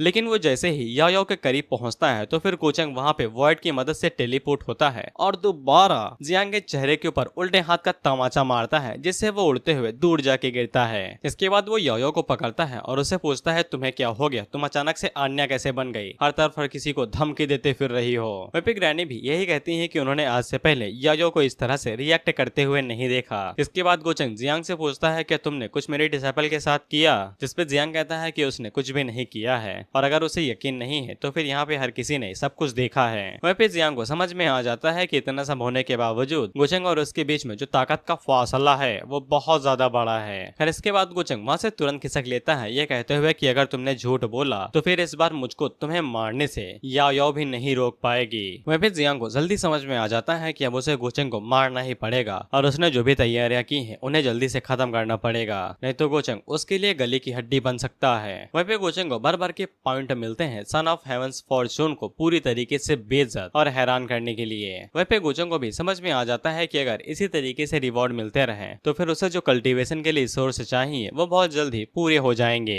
वहीं पे हम लोग जाओई को देखते हैं जो कि जियांग के लिए एक लेटर लेकर आती है जो कि किसी forest of the foot mountain की तरफ से था और जाओई से यही कहा गया था सिर्फ जियान ही इसे पढ़ सकता है और कोई भी नहीं। वहीं पे जियान जैसे ही उस लेटर को देखता है तो फिर उसे पता चल जाता है कि ये लेटर अपर रियलम के किसी कल्टीवेटर ने लिखा है जो उसकी आइडेंटिटी के बारे में जानता है। वहीं पे जियांग को कुछ भी समझ में नहीं आता है कि साला अपर रियलम का कल्टीवेटर यहाँ पे क्या कर रहा है और ऊपर से पता नहीं एंसेस्ट्रल ह्यूमैनिटी पैलेस के लोग पता नहीं क्या कर रहे हैं, उल्टा सीधी हरकतें कर रहे हैं और वो अभी के लिए इस लेटर और बाकी सभी चीजों को इग्नोर करता है और सिर्फ गोचंग से निपटने के बारे में सोचता है। जिसके बाद वो जाओई से कहता है कि मेरा एक काम है जो तुम ही कर सकती हो, जिसके लिए जाओई मान जाती है। जिसके बाद हम लोग गोचंग को देखते हैं और उसके पास जाओई आती है और जियांग ने जो पट्टी इसे पढ़ाई है अब वो गोचंग को पढ़ाने वाली है। जाओई गोचंग को सेकंड लाइन के डिसाइपल की एक इन्फॉर्मेशन देने के लिए आई थी कि वहाँ पे एक डिवाइन असैसन नाम की चीज हुई है जो कि अजुरे लोटस सिलहोयटे है बर्स्टिंग फ्रॉम द शैडो और ये वही जगह है जहाँ पे मिंग ने भी नजर गड़ाई हुई है और ये बहुत ज्यादा कमाल का ट्रेजर है, इसलिए वो यहाँ पे आके गोचंग को इस बारे में बता रही है। गोचंग पूछता है इतनी मेहरबानी क्यों, तो जाओई आगे से कहती है कि गोचंग काफी ज्यादा कमाल का कल्टीवेटर है और यहाँ के नीचे के कल्टीवेटर के पास वो चीज नहीं होगी जो गोचंग के पास है, इसीलिए वो गोचंग को ये जानकारी दे रही है। शायद से गोचंग इसके अंदर इंटरेस्टेड हो तो फिर गोचंग इस चीज के लिए मान जाता है और उससे कहता है शुक्रिया। वहीं पे गोचंग को सब कुछ पता था कि ये पट्टी जियान के द्वारा पढ़ाई गई है। वहीं पे वो अपने मन के अंदर सोचता है कि तुम इसकी मदद से साला बस यही मेरे खिलाफ इस्तेमाल कर सकते हो, एक अजूरे लोटस बस और कुछ भी नहीं। वहीं पे गोचंग को काफी अंदाजा अच्छे से लग गया था कि जियांग ने गोचंग को ये लालच ऐसे ही नहीं दिया है कि वो अपना सबसे बेहतरीन ट्रेजर जियांग के सामने कर दे, उसने पक्का उस पूल के अंदर कई सारे ट्रैप्स लगाए होंगे।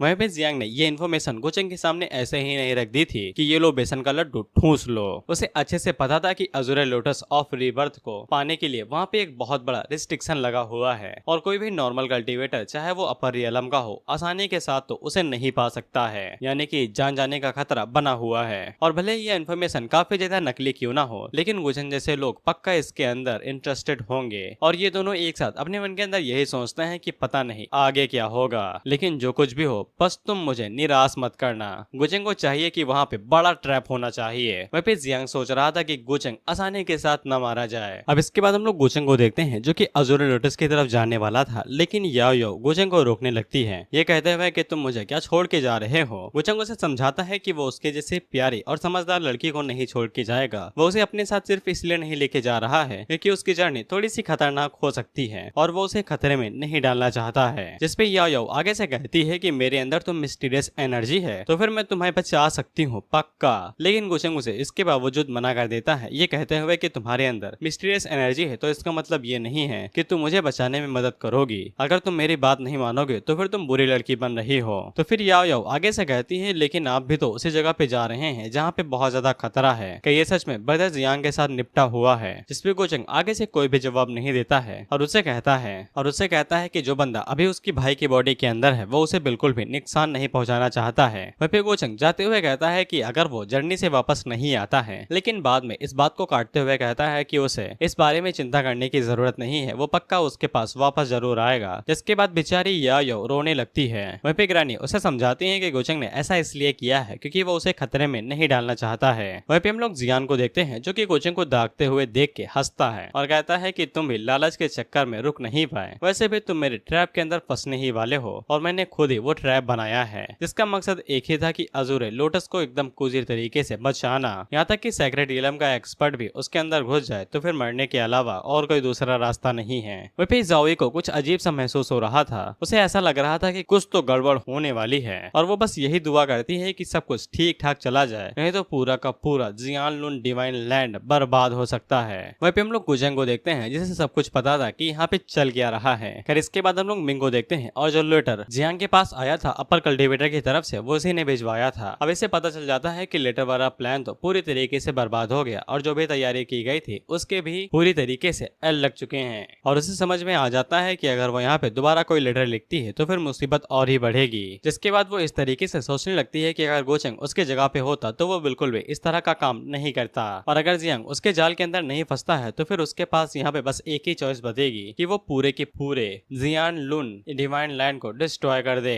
इसके बाद वो दोबारा सोचती है कि अगर गोचंग मेरी जगह पे होता तो फिर वो क्या करता। वहीं पे हम लोग गोचंग को देखते हैं जो कि इन सभी चीजों को काफी दूर से देख रहा था और वो अपने मन के अंदर सोचता है, बेवकूफ औरत, तुम्हें क्या लगता है कि जियांग को मारना इतना ज्यादा आसान है? लोअर रियलम में काफी जल्दी से आ गई बिना किसी प्रॉपर प्लान और बिना किसी तैयारी के, शायद से मुझे तुम्हारी मदद कर देनी चाहिए। इसके बाद गोचंग दोबारा अपने इनर वर्ल्ड के अंदर जाता है जहाँ पे चोचो उसे जैसे ही देखती है तो वो अपना बदन ढक लेती है और उसे पूछती है दोबारा क्या लेने के लिए आए हो। इस पे गोचंग उसे कहता है इससे तुम्हारा क्या लेने देना, साला ये मेरा इनर वर्ल्ड है, मैं जब चाहे तब अंदर आऊंगा बाहर जाऊंगा, तुम्हें इसे क्या। और ऊपर से मैं बता दूं कि अभी तुम मेरे कब्जे में हो, तुम्हें अपना एटीट्यूड देखना चाहिए। वहीं पे चोचो मुंह बंद होने के बावजूद गोचंग से कहती है साले मैं तुझे मार दूंगी, एक बार तू बाहर तो मिल। खैर गोचंग उसे अपनी कुर्सी से उठा के साइड में फेंक देता है और वहीं पे सामने चाय लाता है और उसे कहता है कि चाय बनाओ, अभी अपन अच्छे मूड में है और मैं तुम्हें यहाँ से बाहर भी जाने दूंगा। वहीं पे चोचो का सेंट वाला दिमाग अभी भी तक नहीं गया था और वो अपने मन के अंदर सोचती है कि अगर ये मुझे बाहर जाने देगा तो अभी भी मेरे पास मौका है। गोचंग उसे कहता है चाय बनाओ चाय। वहीं पे चोचो चाय बनाना शुरू करती है तो गोचंग उससे कहता है कि ये बड़े सम्मान की बात है कि सेंट चोचो के हाथों से चाय पीने का मौका मिल रहा है। वहीं पे चोचो उसे कहती है कि अपने शब्दों से मुकरना नहीं। गोचंग उसे कहता है जाने दूंगा भाई। वहीं पे चोचो के चाय बनाने का लहजा था वो काफी ज्यादा खराब था या फिर उसे चाय बनाना ही नहीं आता था, इसीलिए गोचंग उसे ताना मारते हुए कहता है कि ये जो पत्तियां है ना ये 8000 साल पुरानी हैं और इनकी जो पत्तियां हैं ये स्प्रिंग वाटर से आई हैं, द स्पेलिंग हार्ट, और तुमने जो वाहियात चाय बनाई है इससे मेरी ये सभी चीजें वेस्ट हो रही हैं। भाई तुम लोग खुद देखो यार, आधी पत्ती तो बाहर ही लटक रही है, कहाँ से वो फूल पाएंगी। वहीं पे चोचो गोचंग से कहती है कि अगर तुम्हारा मकसद मुझे बेइज्जत करना है तो वो तुम पहले ही कर चुके हो। इस पे गोचंग आगे से कहता है कि मेरा ऐसा कोई भी इरादा नहीं है, मैं तो यहाँ पे इसलिए आता हूँ ताकि मैं तुम्हें कंपनी दे सकूं और वैसे भी इस इनर वर्ल्ड के अंदर बिल्डिंगों और पहाड़ों के अलावा और कुछ भी नहीं है ताकि तुम लोनली ना हो। इस पे चोचो आगे से कहती है कि इस तरह से दिखावा ना करो, तुम्हारे अंदर कोई भी इंसानियत नहीं बची है। गोचंग उससे पूछता है तुम्हें ऐसा क्यों लगता है कि मेरे अंदर कोई भी इंसानियत नहीं बची है? क्या तुम ये कहना चाहते हो कि मैंने तुम्हारी गर्दन उन लोगों के हवाले नहीं की जो तुम्हें मारना चाहते हैं, तो फिर मैं इससे कोई इंसान नहीं रहा। इस पे चोचो कहती है कि इस बहाने से ये सच नहीं बदल जाएगा कि तुमने किसी को चोट नहीं पहुंचाई है। जिस पे गोचंग आगे से कहता है कि इस तरीके से बातें मत करो और उसका लहजा काफी ज्यादा तीखा था और वो आगे से कहता है कि साला तुमने कब देखा कि मैं बिना किसी दिक्कत के किसी को मारे जा रहा हूँ? क्या मैंने करोड़ों लोगों को मारा? क्या मैंने किसी को बिना किसी रीजन के टपका दिया? क्या मैंने बेवजह किसी को मारा है?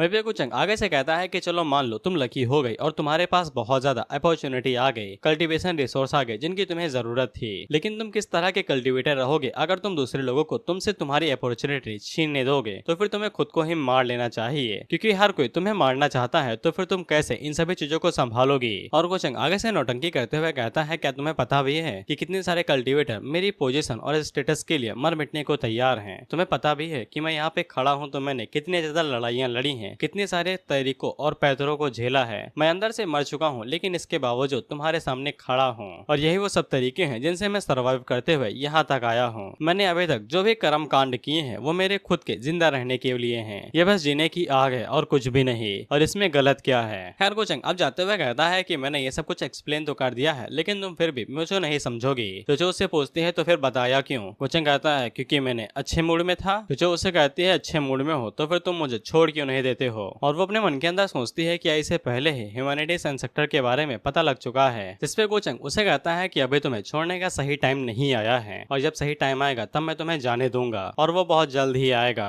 खैर अब चोचो गोचंग से कहती है कि अगर वो यहाँ पे सच में ह्यूमैनिटीज इंस्पेक्टर को समझने की कोशिश कर रहा है तो फिर गलत है। वो कभी भी उसके प्लान और एबिलिटी को समझ नहीं पाएगा। अगर वो यहाँ पे सिर्फ जिंदा रहना चाहता है तो फिर वो यहाँ से भाग क्यों नहीं जाता है। उसे कभी भी ह्यूमैनिटीज इंस्पेक्टर के करीब नहीं रहना चाहिए अगर वो सिर्फ सर्वाइव करने की कोशिश कर रहा है। गोचंग उसे कहता है कि मेरे बारे में चिंता दिखा रही हो, मुझसे इसे खुशी हुई, चलो मैं तुम्हें थोड़ा सा बाहर हवा खिला ले आता हूँ। इसके बाद वो चूचू को बाहर ले आता है और उससे कहता है कि ये उसके सेंटर का फॉर्मेशन है जहाँ पे उसने टियानचन रियलम के अंदर अपने जाल को बिछाया हुआ है और सब कुछ उसके प्लान के मुताबिक ही चल रहा है। ह्यूमैनिटीज इंस्पेक्टर उसे कभी भी ढूंढ नहीं पाएगा और गोचेंग को बस ह्यूमैनिटीज इंस्पेक्टर को पता लगाना है और यहाँ पे लाके उसे पेल देना है। वहीं पे चूचू पीछे से हैंड साइन बनाती है जो कि इस इन्फॉर्मेशन को जियांग के पास भिजवाने वाली थी, यानी ह्यूमैनिटीज इंस्पेक्टर के पास। इसके बाद गोचेंग तुरंत जैसे ही वो देखता है कि उसका काम हो गया है तो वो चूचू को दोबारा इनर वर्ल्ड के अंदर भेज देता है, ये कहते हुए कि चुपचाप जाओ, मैंने तुम्हें ताजी हवा लेने दी है, अब तुम मेरे प्लान को खराब करो इससे पहले ही मुझे तुम्हें बाहर भेज देना चाहिए। वहीं पे चूचू मुस्कुराते हुए अंदर चली जाती है और मन के अंदर सोचती है कि मैंने वो काम पहले ही कर दिया है, ह्यूमैनिटीज इंस्पेक्टर को तुम्हारे लोकेशन के बारे में पता चल चुका है। वहीं पे गोचंग अपने मन के अंदर सोचता है कि चलो तुमसे इतनी ज्यादा बकवास करना बेकार नहीं गया,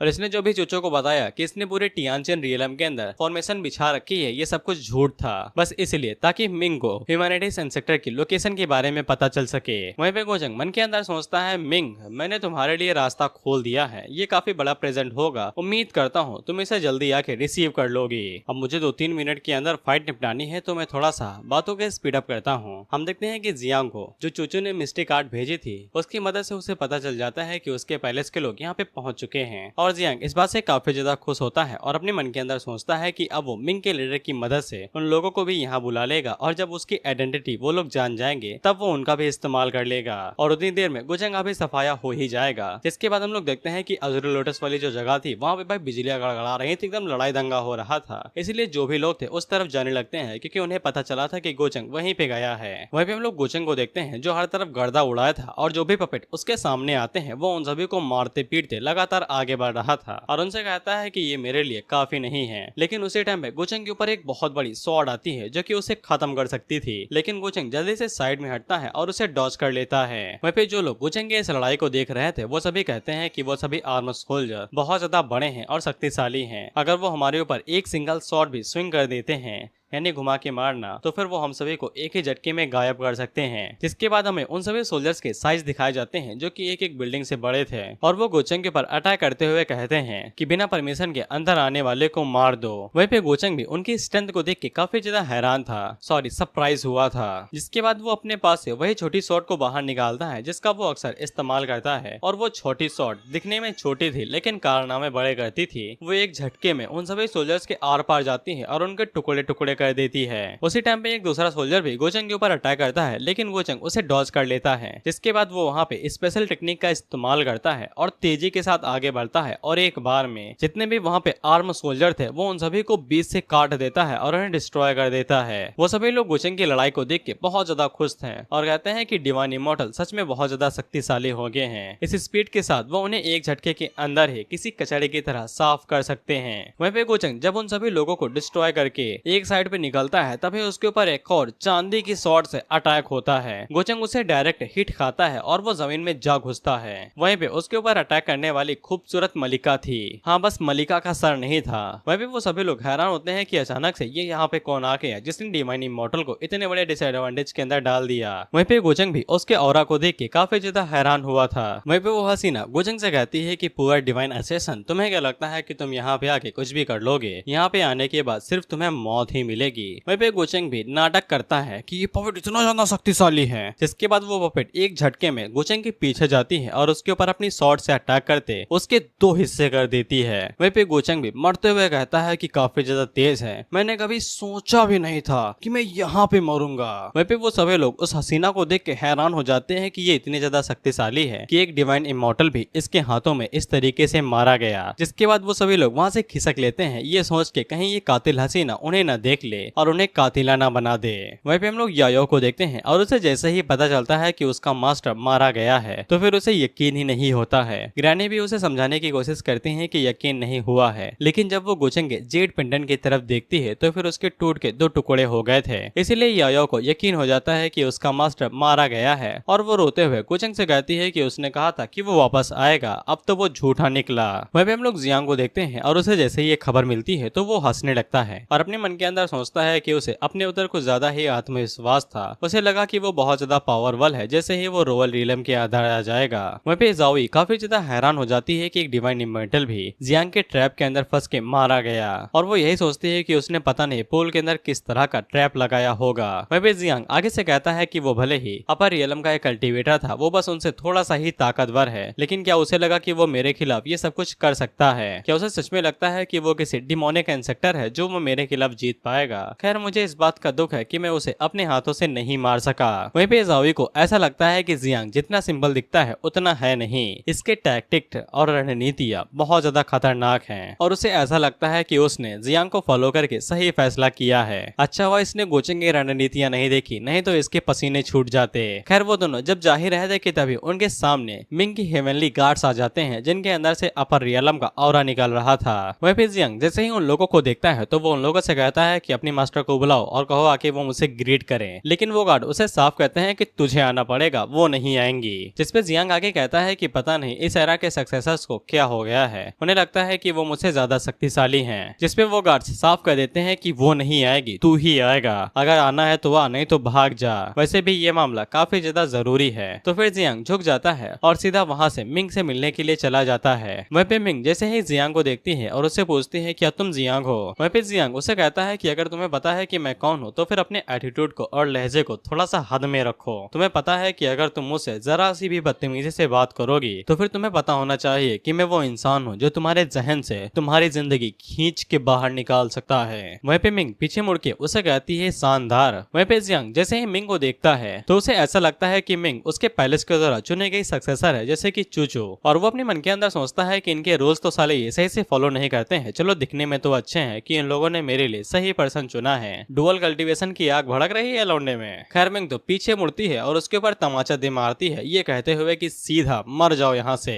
जिसके बाद वहाँ से मिंग के स्पेशल गार्ड्स बाहर निकलते हैं जो कि डायरेक्ट जियांग के ऊपर अटैक करने के लिए रेडी थे। वहीं पे जियांग उनसे कहता है कि तुम ह्यूमैनिटी पैलेस की सक्सेसर नहीं हो, तुम्हें मेरी आइडेंटिटी के बारे में कैसे पता चला? जिसमें मिंग आगे से कहती है सक्सेसर गया तिल लेने, कुछ भी एक्सप्लेन करने की जरूरत नहीं है, बस तुम यहाँ पे मारे जाओगे और यही तुम्हारी नीति है। खैर उसके बाद वहाँ पे तगड़ा धमाका होता है और हम लोग देखते हैं कि वो जगह टूट के बिखर जाती है। वहीं पे जियांग मिंग से पूछता है क्या तुम उस डिवाइन कल्टीवेटर की फॉलोअर हो? जिसमें मिंग आगे से कहती है कि मरते हुए इंसान को ज्यादा सवाल नहीं पूछने चाहिए। वहीं पे जियांग आगे से किसी स्पेशल टेक्निक का इस्तेमाल करते हुए कहता है तुम्हें क्या लगता है कि तुम्हारे छोटे मोटे अटैक्स मेरा कुछ उखाड़ भी पाएंगे? जिसके बाद वहाँ पे रोशनी तो चमकती है लेकिन वहाँ पे होता कुछ भी नहीं है, जिससे वो दोनों ही हैरान होते हैं कि साला ये नौटंकी कैसे हुई। वहीं पे जियांग को कुछ भी समझ में नहीं आता है कि वो यहाँ पे जियानलुन सुप्रीम पावर को इस्तेमाल क्यों नहीं कर पा रहा है। ये वही सुप्रीम मास्टर है जिसको गोचेंग ने हेल्बर्ट की मदद से एब्जॉर्ब कर लिया था, और जब वही नहीं बचेगा तो फिर उसकी पावर कहाँ से इस्तेमाल कर पाओगे भाई? मिंग इसी बात का फायदा उठाती है और उसके ऊपर हाथ से अटैक करती है, लेकिन जियांग उसे डॉज कर लेता है। तो फिर मिंग उल्टे हाथ का रहापटा उसके ऊपर फिर दे मारती है, इससे जियांग दूर जाके गिरता है और वो अपने चेहरे के ऊपर हाथ रखे कहता है कि साला तुम सभी लोग मेरे मुंह पे ही क्यों जड़े रहते हो? लेकिन मिंग अभी उससे कहती है कि बकवास नहीं। जिसके बाद वो वहाँ पे डिवाइन फ्लेम शॉर्ट का इस्तेमाल करती है और उसके ऊपर एक जोरदार अटैक करती है, लेकिन जियांग वहाँ पे अपने जुआनलिन सील को बुला लेता है जो कि एक आर्टिफैक्ट था, जिसकी मदद से वहाँ पे एक तगड़ा धमाका होता है और मिंग की शॉट टुकड़ों में बिखर जाती है और जब सामने से धुआं हटता है तो फिर वो भाग चुका था।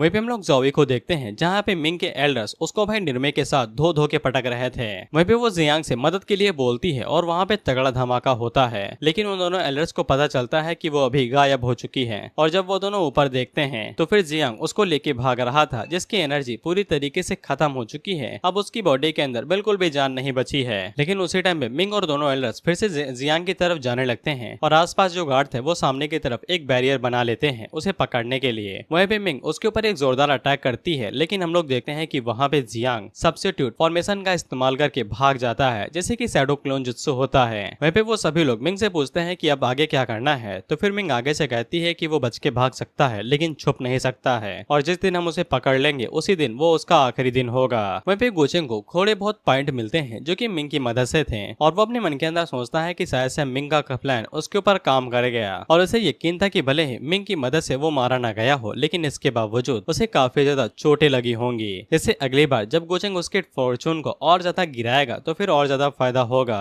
वहीं पे हम लोग उस कातिल हसीना को देखते हैं जिसका सर नहीं था और वो अभी गोचेंग के कंधे दबा रही थी, और वो पपेट की तरफ देखते हुए कहता है कि वैसे उसने काफी अच्छा काम किया जो तुम जैसे ताकतवर बंदे को यहाँ पे रख दिया, एक पपेट जो कि एडवांस सेक्रेट रियलम के एक्सपर्ट को भी मार सकता है। लेकिन ये दुख की बात है कि तुम्हारी ताकत मेरे कंधे दबाने के अलावा और कुछ भी मेरे खिलाफ नहीं कर सकती है। इसके बाद गोचेंग अज़ूरे लॉर्ड्स ऑफ रीबर्थ की तरफ देखते हुए सोचता है कि एक बार मैं इसे रिफाइन कर लूं तो फिर इस रियलम के अंदर ऐसी कोई भी जगह नहीं बचेगी जहां पे हम एक दूसरे को देख सकेंगे। मैं तो बस इसी बारे में सोच रहा हूँ कि जब मेरी मुलाकात जियांग के साथ होगी तब उसका चेहरा देखने लायक होगा। और इसी के साथ हम लोग ये एपिसोड यहीं पे खत्म करते हैं।